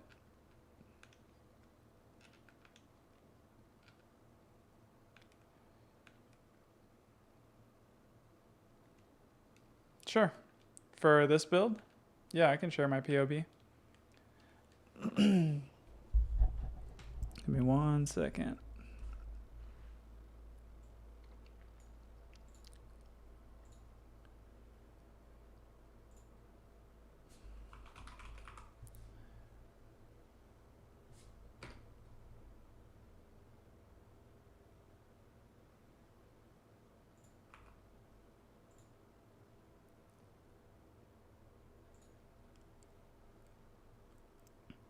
In order to post in my chat, I have to go onto YouTube and go into my live stream. So just give me 1 sec.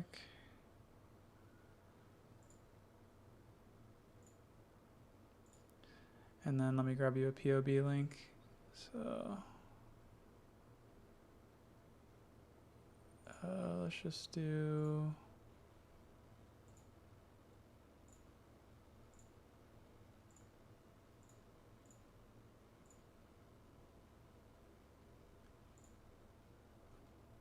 Yeah, this is my current build.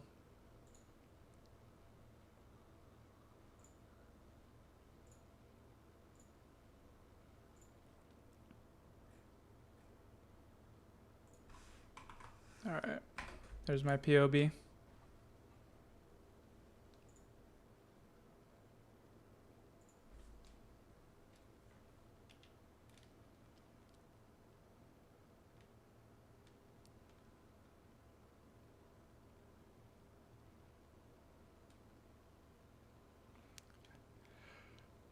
I'd like to replace these gloves with a different Val cultivated mod. You can get ones that have increased magnitude of poison, I think, or damaging ailments instead of this line, which I think would be better. So there's still plenty of places to improve on this build.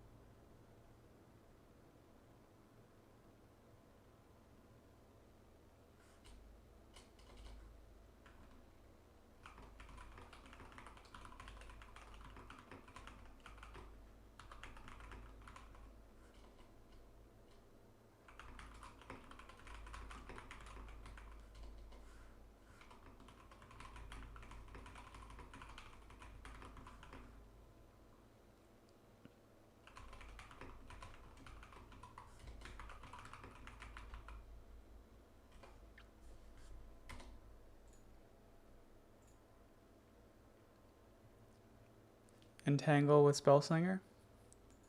You could do Entangle with Spellslinger. If you rewind this live stream, you can see me testing out some other stuff in Cast on Crit too. Right now I have in Cast on Crit I have Bone Cage and Detonate Dead. Detonate Dead's kind of fun. It's hard to say which one's better, using 2 Bone Cages or Bone Cage and Detonate Dead. I think 2 Bone Cages is still better, but Detonate Dead's a lot of fun. I also did a Thrashing Vine setup where I had 2 Thrashing Vines in here, Thunderstorm, and Rapid Casting. It's a pretty fun setup. I like Bone Cage on Spellslinger for bosses.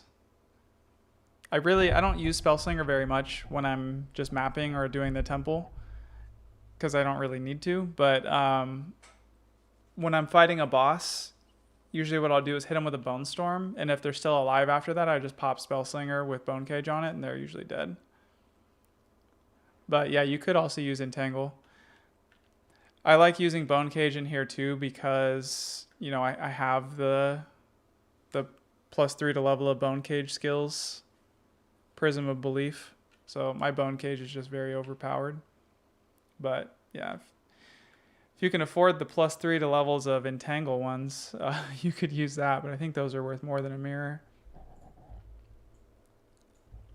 Let's find out.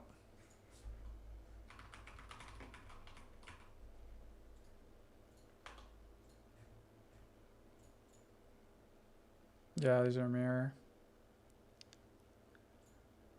I think the Bone Cage ones are expensive too, though.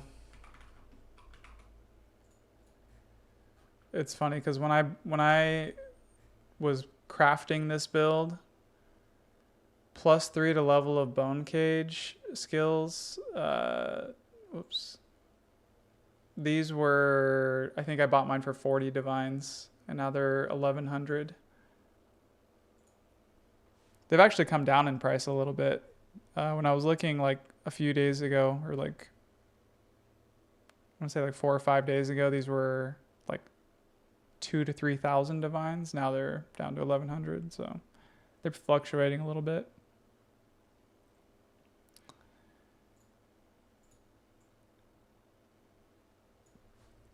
Curious now what the Thrashing Vines one's at. Oh, these are fairly cheap, 170.